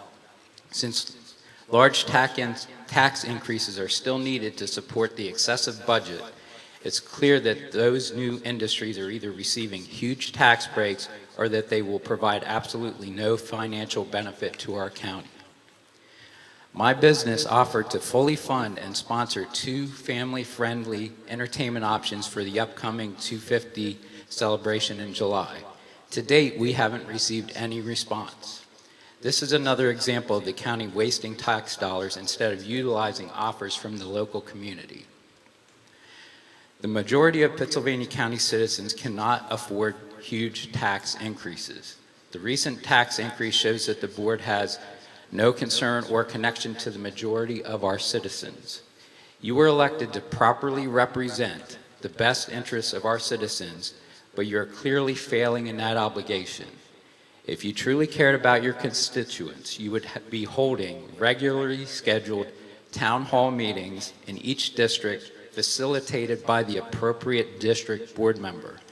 Those meetings should be interactive question and answer sessions in order for each board member to gain a better understanding of the wishes and needs of our citizens. Thank you. 30 seconds remaining. Thank you, sir. Who's our next speaker? Kathy Ramsey. Kathy Ramsey, good evening. Welcome.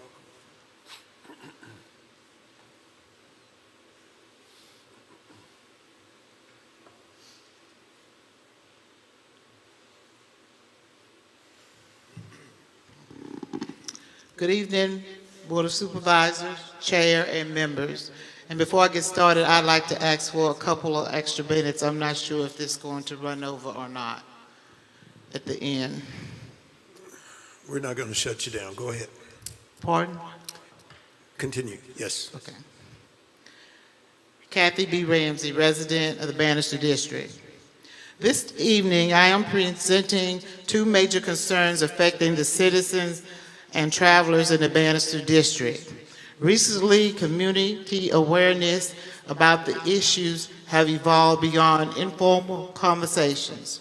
Citizens are now seeking broader engagement and action. For many years, residents have experienced numerous accidents on 57 east of Chatham, particularly at the intersection of 640 Spring Garden Road and Java Road. The high volume of traffic, cars, tractor trailers, log trucks, and other vehicles has highlighted the urgent need for improved safety measures. The community has actively communicated with the Virginia Department of Transportation, VDOT, resulting in some visible signage to alert travelers.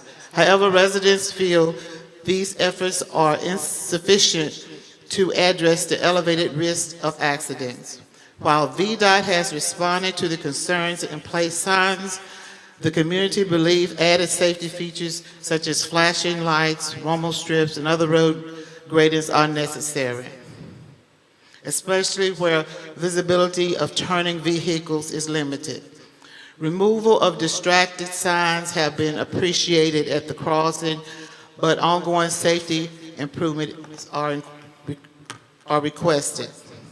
The high traffic volume crossing the Bannister River Bridge and issue at the nearby traffic light has caused many residents to feel unsafe. The bridge's integrity and its ability to manage current traffic demands are still a significant concern.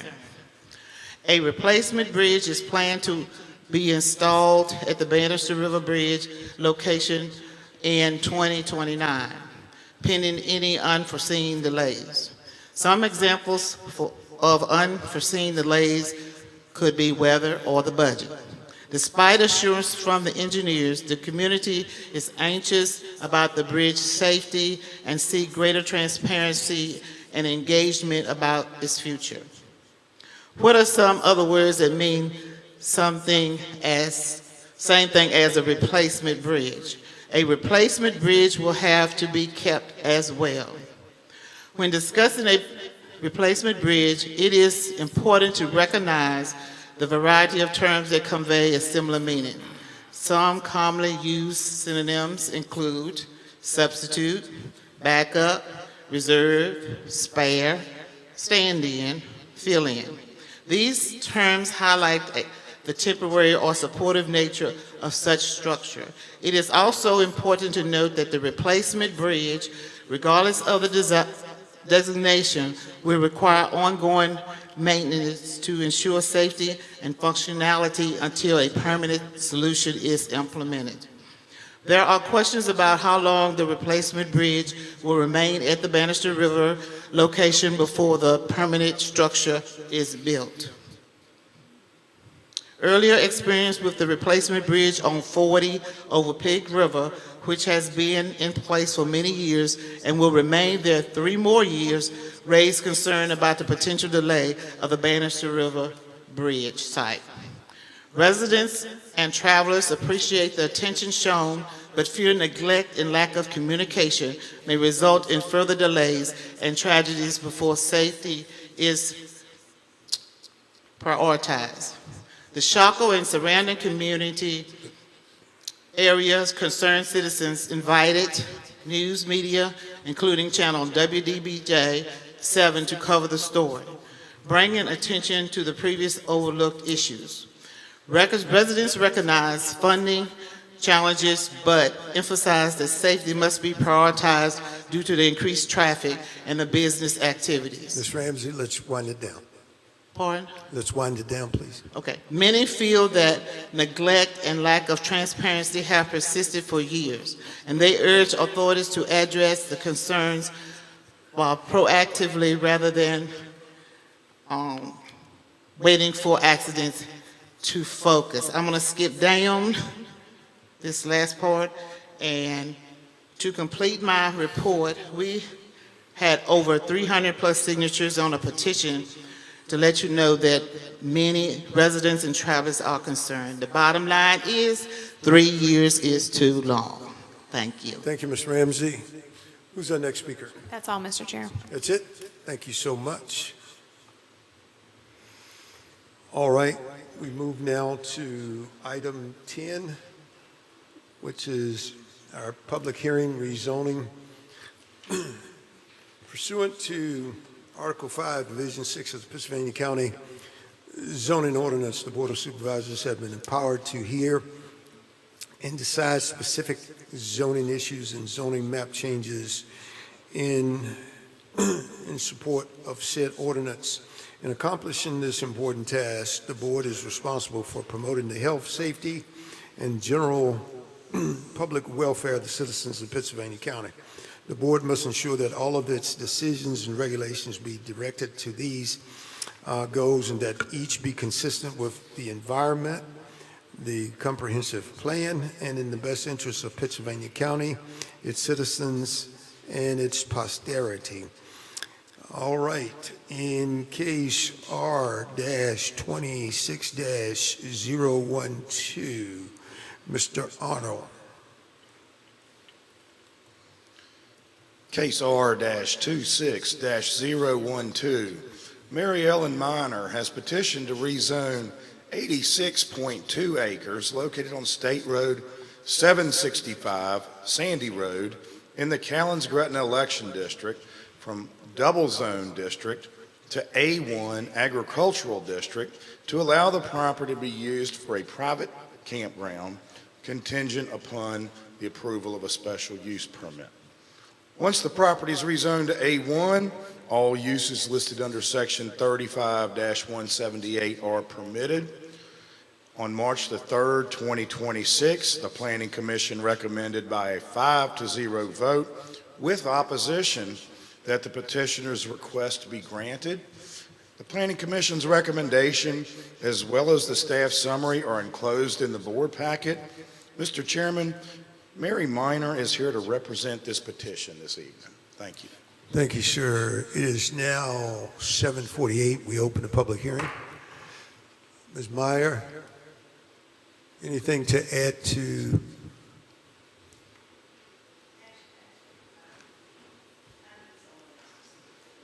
No problem. Come on up, sir.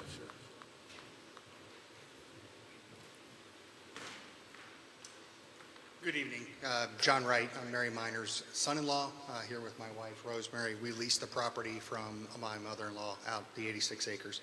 The request for having the rezoning was really prefaced in the fact that, frankly, we wanted to just have clarity on the double zoning, which the county wasn't able to provide. So they needed a request to change the zoning. We're requesting that zoning change to A1 when we had to provide a justification and then learned subsequently that a special use permit was required to spend the night in our 24-foot trailer on the property at our discretion. We used that as the justification for the rezoning request. But as offered, as proffered by Mary Miner to the board, reaffirming her statements that we do not intend to operate a commercial campground. I believe the use of the term campground has been overused in this instance. It is intended just for private family and friend use on occasion. Neither do we intend to permanently occupy a residence in that trailer at any time on the property. We have a permanent residence at Smith Mountain Lake and building a secondary home in Rocky Mount, Virginia as well, so no intent or interest in occupying a 24-foot trailer on a permanent basis in Pittsylvania County on the property. Thank you, sir. Thank you.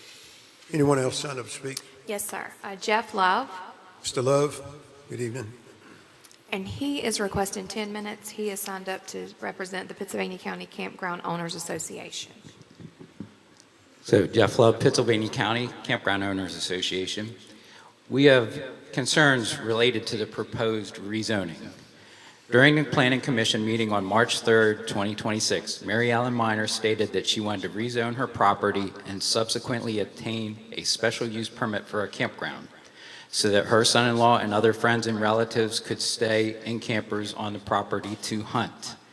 Campers provide absolutely no protection from bullet penetration, and hunting within a campground is a very dangerous and potentially fatal endeavor. She had no idea how many campers would be on the property and has not provided a proposed number of campsites.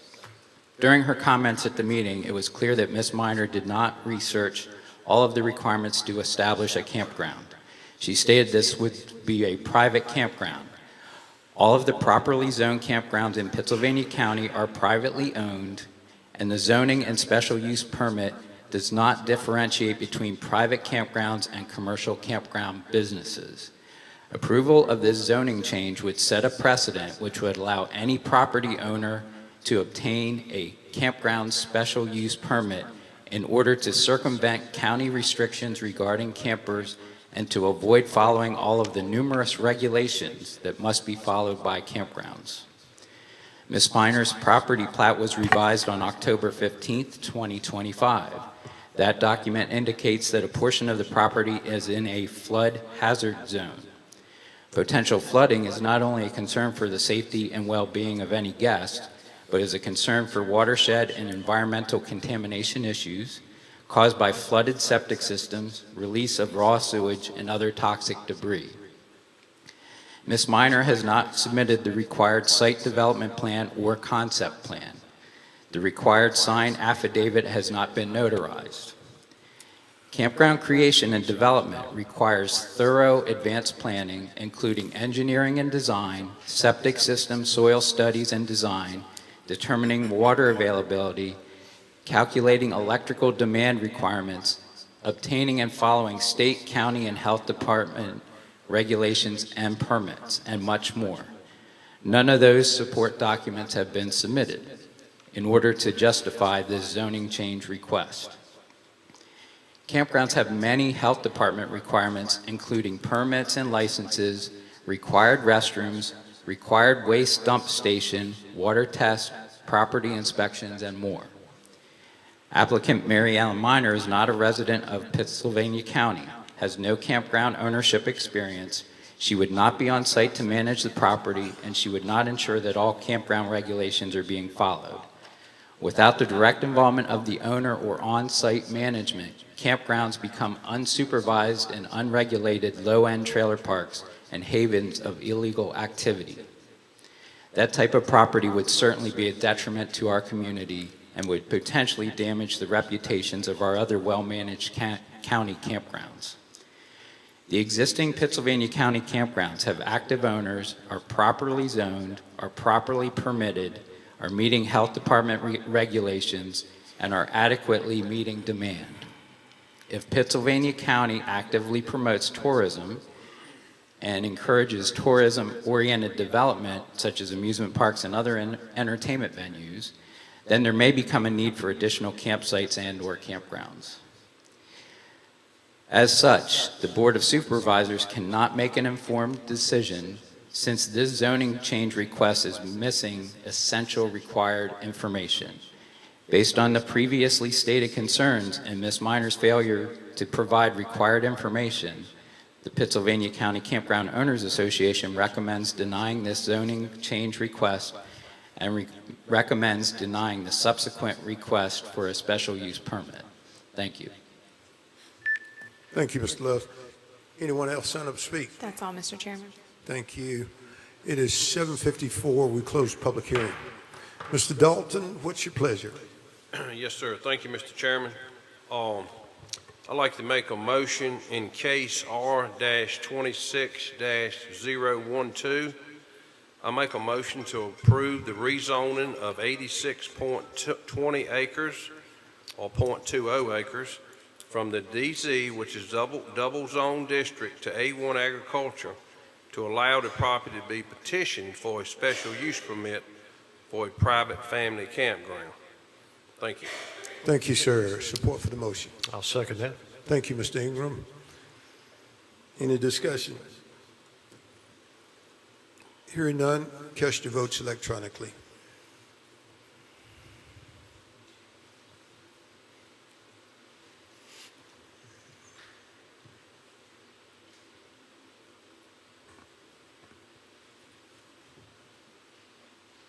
Motion passes unanimously. Thank you. All right, in case R-26-013, Melissa Harrison, Mr. Arnold, please.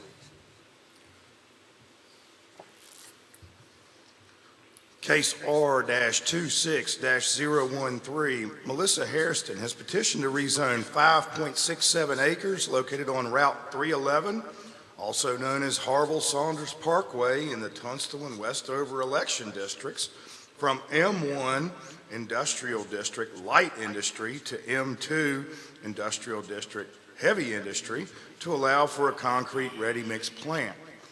Once the property is rezoned to M2, all uses listed under Section 35-402 are permitted.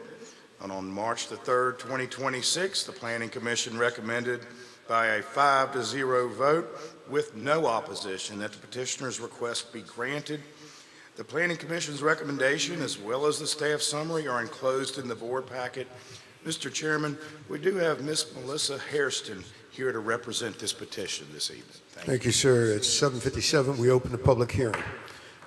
Ms. Hairston?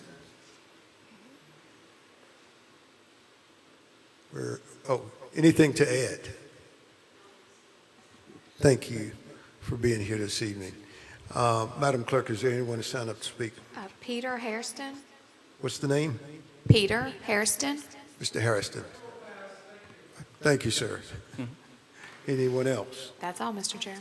All right, at 7:57, we close the public hearing. Let's see, that is That's me, Mr. Chairman. a combination of Mr. Ingram and Whittle that I have down here. Is that you, Mr. Ingram? Yes, sir, Mr. Chairman. Thank you. I have the honor. Melissa, it's been about 30-some years. It's good to see you. In case R-26-013, I make a motion to approve the rezoning of 5.67 acres from M1 Industrial District Light Industry to M2 Industrial District Heavy Industry to allow the property to be used for a concrete-ready mix plant. And that is my motion, Mr. Chairman. Thank you, Mr. Ingram. Support. I'll second. Thank you, Mr. Brown. Any discussion? Hear none, vote electronically, please.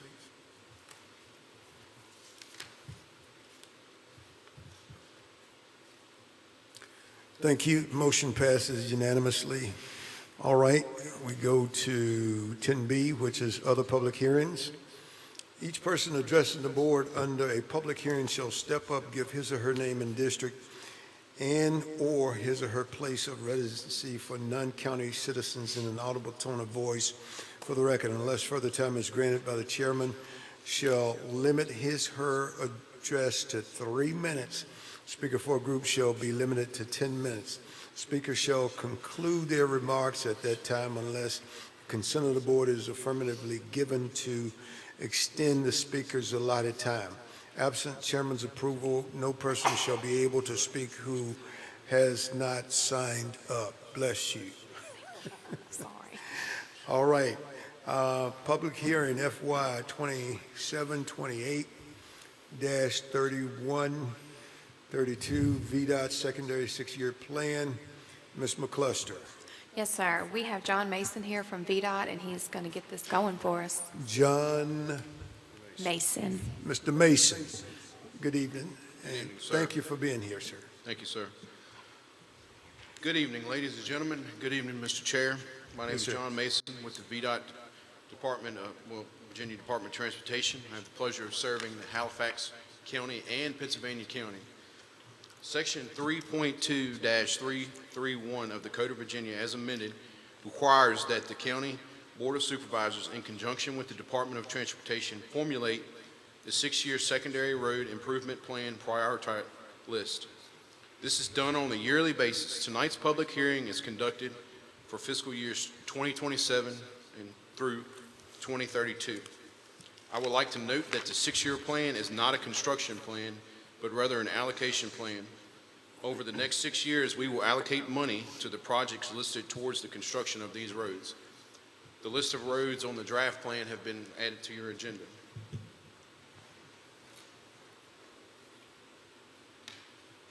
Okay. Thank you, sir. Thank you. Let's see. Madam Clerk, anyone sign up to speak? No, sir. So if you can just open it and close it. All right. All right, it's 8 o'clock. We open the public hearing, and at 8 o'clock, we close the public hearing.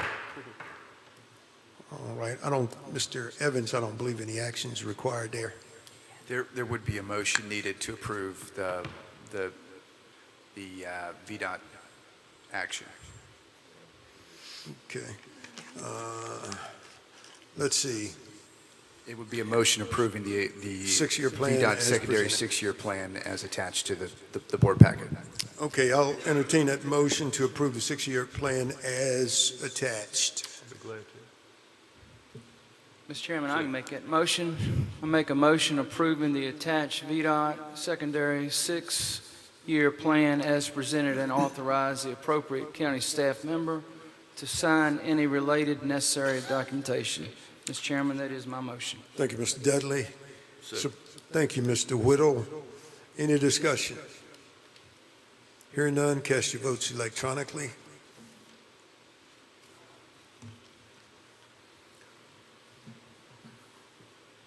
Thank you. Motion passes unanimously. Thank you, sir. All right, any unfinished business? Mr. Evans? No, sir. All right, any new business? There is no new business. Thank you, sir. Any matters from the work session? No matters from the work session. No, Mr. Chairman. We're rolling. All right, board members report. Mr. Brown. Yeah, Mr. Chairman, thank you. Like I was telling you earlier when we did this resolution for our friend Nick Samuels, I want to reach out and also bring up some other folks that, I don't know if any of you was in the city limits on Saturday when the funeral took place, but it was incredible. I've been to a lot of funerals. I've never seen it was a presidential motorcade. Every intersection on Riverside Drive was shut down. I want to thank Dan River Church for hosting it, and it was a large enough church to handle it. My guess was over 600 attended. We also have the Sheriff's Office of Virginia State Police, Public Safety, all the local fire departments, rescues. They had the ladder trucks up on display entering the cemetery. I mean, just a magnificent honor guard was there. Virginia State Police honor guard was there as well. Danville City Sheriff's Office, Danville City PD, all the motorcycle localities that are surrounding us that had motorcycle patrolmen. They all were in the city limits leading the way and blocking off intersections. Just a fantastic show of respect for our fellow brother. Some good news.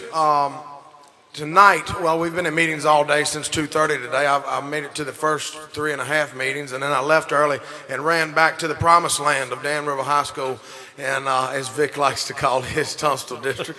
But I've got to go home as an alumni of Dan River High School, and we have got to celebrate. When I got there, I was amazed. The entire hillside was full, and the field was beautiful, and the flags are flying. And we dedicated the field tonight to Coach Sammy McCormick. And his name went up on the scoreboard. They pulled a curtain down, and just all kinds of principals and previous administrators. Pennsylvania County Superintendent Steve Mayhew was there. He was here earlier today in a meeting too. So we were all racing back and forth to make it to these meetings. But it was just a great night for the Dan River District after a tough week last week of what we all went through to get hundreds back together to commemorate a great coach. He'd been there for over, I don't know, they said it was 40 years almost, but just state champion in '98. But we had hundreds of players come down on the field. We all lined up. We took pictures right behind home plate with him there, and just an awesome night for the Dan River District. But I want to thank everybody for coming out and letting you guys know and the public know in case you missed it. But thank you. Thank you, Mr. Brown. Mr. Bowman. Thank you, Mr. Chairman. Excuse me. I want to echo what Justin just said about Nick Samuel's family. My condolences out to them. I stopped by there on visitation the other night, and quite a showing at that. Family was grieving pretty heavily there, but they were holding true. They were keeping their emotions pretty much under control there, which is very, very hard to do. So condolences there, and we stand ready. If you need anything, you just give us a call. Don't hesitate.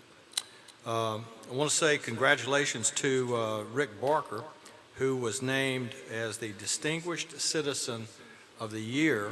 He received that award through the Blue Ridge Boy Scout Council this past week over at VIR. Great turnout there, and Rick, if you know who I'm talking about, he's the one that's helped develop a lot of the Craighead Street properties down there in Danville. So congratulations to him on that honor. Over the past month or so, I've been very busy with staff, especially the finance people working on the budget. And believe me, what I said, and I will address this gentleman out here quoted some of us as what we said when we ran our campaigns. Yes, those are good statements to make until you actually get in here and start scrubbing the budget lines and you see where the needs are. And they're not just wants, they're needs out here, and these folks need them. We went through there and we scrubbed this thing, and so we're not just arbitrarily going in and raising taxes like a lot of people think we are. So congratulations again to that finance department there in Pennsylvania County for bringing us the good data and letting us make the hard decisions, and that's what we have to do. Congratulations to Joy Arrington. I don't know if y'all know him, but he is in Martinsville, and over the past month or so, he went to, and I'll just read this real quick, he entered a race car, stock car, that he built, and he was running to see if he could hit the 250-mile mark at the Space Florida Shuttle Landing Facility. And they actually went down there, drove that car for the land speed record, and achieved 253 miles per hour. So congratulations to those guys out there in Martinsville for all that hard work they put in. And the last thing I've got is the countywide cleanup is this week. The actual day that the county is going to get involved in it is on Saturday, and I believe it's from 9 o'clock till 12 o'clock. The beautification committee has gotten all of the supplies they need. They're handing them out, the orange bags, the pickers, and the vest. So each district has a beautification committee member there. Please contact them and pick up your equipment, and I hope we have a great turnout for that. I know they've been excited putting this thing together, so it's our semi-annual cleanup. So if you're not involved in that, contact those folks and get involved in it. And that's all I've got, Mr. Chairman. Thank you. Thank you, Mr. Bowman. Mr. Dudley. Yes, sir, Mr. Chairman. Appreciate everybody coming out this evening. Just some highlights. The gentleman that lost his life that worked with the county sheriff's department. Talked to Tommy Merricks this week, and Tommy was telling me that it was probably the largest funeral procession he's ever seen in his life. And just ask everybody, if they will, just to continue to pray for the family. They'll be in need, when all of this happens and there's a lot of folks around. They have a tendency to help prop you up, but a lot of times when the dust settles, that's when it gets real quiet and it comes back. So let's just lift the family up.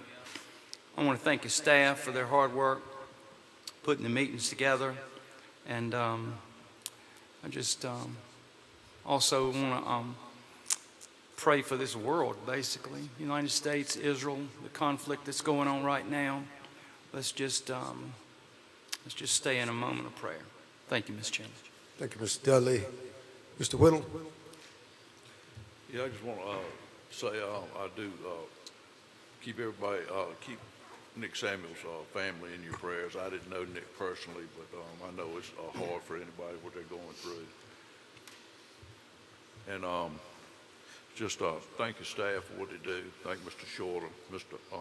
Evans, and just appreciate everything, everybody coming out tonight, and just thank everybody. Thank you, Mr. Whittle. Mr. Dalton? Yes, sir. Thank you, Mr. Chairman.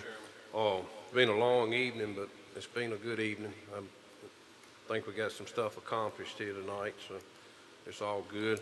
I'd like to tell everybody keep some people in your thoughts and prayers. We've had a rough time since the last meeting. Our finance director, Miss Kim Vanderhyde, she lost her father at the end of March. So keep their family in your thoughts and prayers. And also the Sheriff's Department, Miss Trish Waller. She lost her husband. And then last Monday, we've heard Nick Samuels, and that was mighty sad there too. I knew him very well, worked in the Sheriff's Department. But keep all them people in your thoughts and prayers. And I want to thank all the staff, all the citizens for coming out tonight. Thank you, Mr. Shorter, for what you do, Mr. Evans, and thank all the board members for what you do. That's it. Thank you, Mr. Chairman. Thank you, Mr. Dalton. Mr. Ingram? Thank you, Mr. Chairman. I, too, would like to remember Nick Samuel's family, and friends and co-workers. It's been a tough week. And also, if you remember Ray Hairston, who was a sergeant with the Sheriff's Office, he started with Danville PD and came to work for the Sheriff's Office, but he died a few weeks ago, and I'd like to remember his family. We had a great meeting last night. It was a town hall meeting talking about the progression of the mega site at Berry Hill. And I guess we maybe had 200 people there. Great presentation by Economic Development Director Matt Rowe. And we had a nice panel, including Mr. Shorter and my colleagues, Mr. Tucker, Mr. Brown, Mr. Whittle. They came out independently, and we had a very good meeting. And I think a lot of questions and concerns that people had about the mega site, more specifically the digital infrastructure campus, those questions were answered. April 14th was National Telecommunicators Week, and when I think about that, I always think about my old buddy Bo Martin, one of the best dispatchers that ever said 10-4. But we're very grateful for those faceless voices that answer that call when it's at a most needed time. And I'd like to close by thanking Pastor Sloan for reviving the pro-life movement. I think it's absolutely precious, and I'm very grateful for you and your colleagues for that efforts. And having said that, Mr. Chairman, I'm done. Thank you. Thank you, Mr. Ingram. Let me very briefly say I concur with all of the sentiments to all of the loss that we've experienced in Pittsylvania County. And yes, let us continue to pray for them. Being the chairman of the Finance Committee, let me address the budget real quickly. We take no pleasure in terms of being supervisors, in terms of raising taxes. However, we don't have to educate the public when you go to the gas pump that you know that you're paying more for gasoline. Diesel right now is $6 a gallon, that sort of thing. So we did all the necessary work, and rest assured, we're not being free and easy with your money. We were not able to grant some legitimate ask or requests. We had to pass on them, cut them out of the budget, but that's okay. We're going to make sure that our essential services are functioning and that the government is open and doing business and taking care of our citizens. I've been on the move. We were in Northern Virginia last week taking a look at digital AI campuses, for our data centers that we're anticipating. So we are out here working feverishly trying to get some support as far as sharing the burden of the taxes, that sort of thing. I think it's kind of funny when folks, when we have to go measure the noise decibels of these data centers, and they're not nearly as loud as some of the opponents of raising your taxes and what have you. I heard a little bit more noise there than I actually heard from the data centers. So I just want you to know that your supervisors are working hard to take care of that. As far as personally, the intersection of 640 and 57 down there, that was actually my second cousin, my first cousin's daughter that succumbed in that accident along with her granddaughter.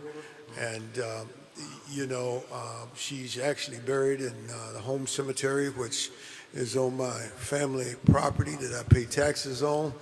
But I'm not going to make a political issue out of that intersection, and I'm hoping that others won't either.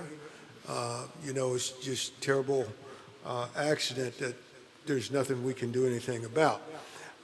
Also, the bridge down there on 57 East, I actually had to go out and put up some signage, went down and answered questions for some of the residents down in that community. Mr. Winstead, the chief engineer from the Lynchburg district, actually has assured me, and we got a commitment to put a replacement bridge down there. The residents have known that for quite a while. I don't know how much more transparent Lynn Stevens, the communications director with the Highway Department and VDOT, nor Mr. Winstead can be. But at the same time, I want to thank all of my colleagues for everything that you do. It is not easy sitting here making these difficult decisions. We take a lot of heat, and people attempt to score a lot of political points in terms of, needling some of the decisions that you make.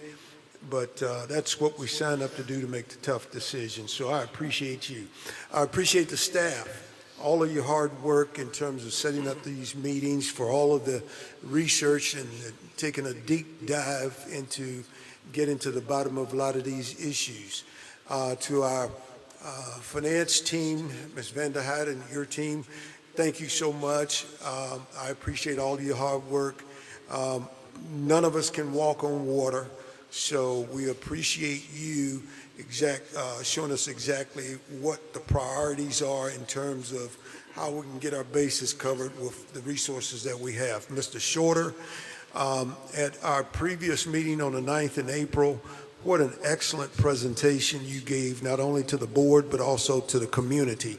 If anyone had an inkling of why we had to do what we had to do, I don't think you fell short at all, because it was a brilliant presentation and every bit of it was the truth. And I'll say it again, that math, numbers, it's the only true science on this planet, period, full stop. Mr. Evans, thank you for keeping me between the guardrails. I appreciate you guys. Mr. Shorter, anything for us? I'd just like to reiterate the condolences for the losses of all the families since the last meeting. I want to thank the board for what all you all do for this community, that so many people don't see the countless hours behind the scenes. They see you visually here every month, but I can attest to how much you work and how many hours you put in, nights, weekends, holidays. And I thank you for that. And thank you for allowing me to continue to serve the county that I love. And I'd like to say thank you to the staff that support me and keep me between the guardrails. Thank you. Thank you, Mr. Shorter. Mr. Evans. Thank you, Mr. Chairman. I was not present at the public hearing meeting that we had last on April the 9th. I had the opportunity to go with my wife to visit her parents who work for the United States Consulate in Brazil. Perfect. And having spent time in Sao Paulo and Rio de Janeiro, and I can attest what a beautiful feeling it is to have my feet back on American soil. And what a wonderful opportunity it is to live in Pittsylvania County. So thank you. Thank you, Mr. Evans. I have been here since 1 o'clock. We stand adjourned.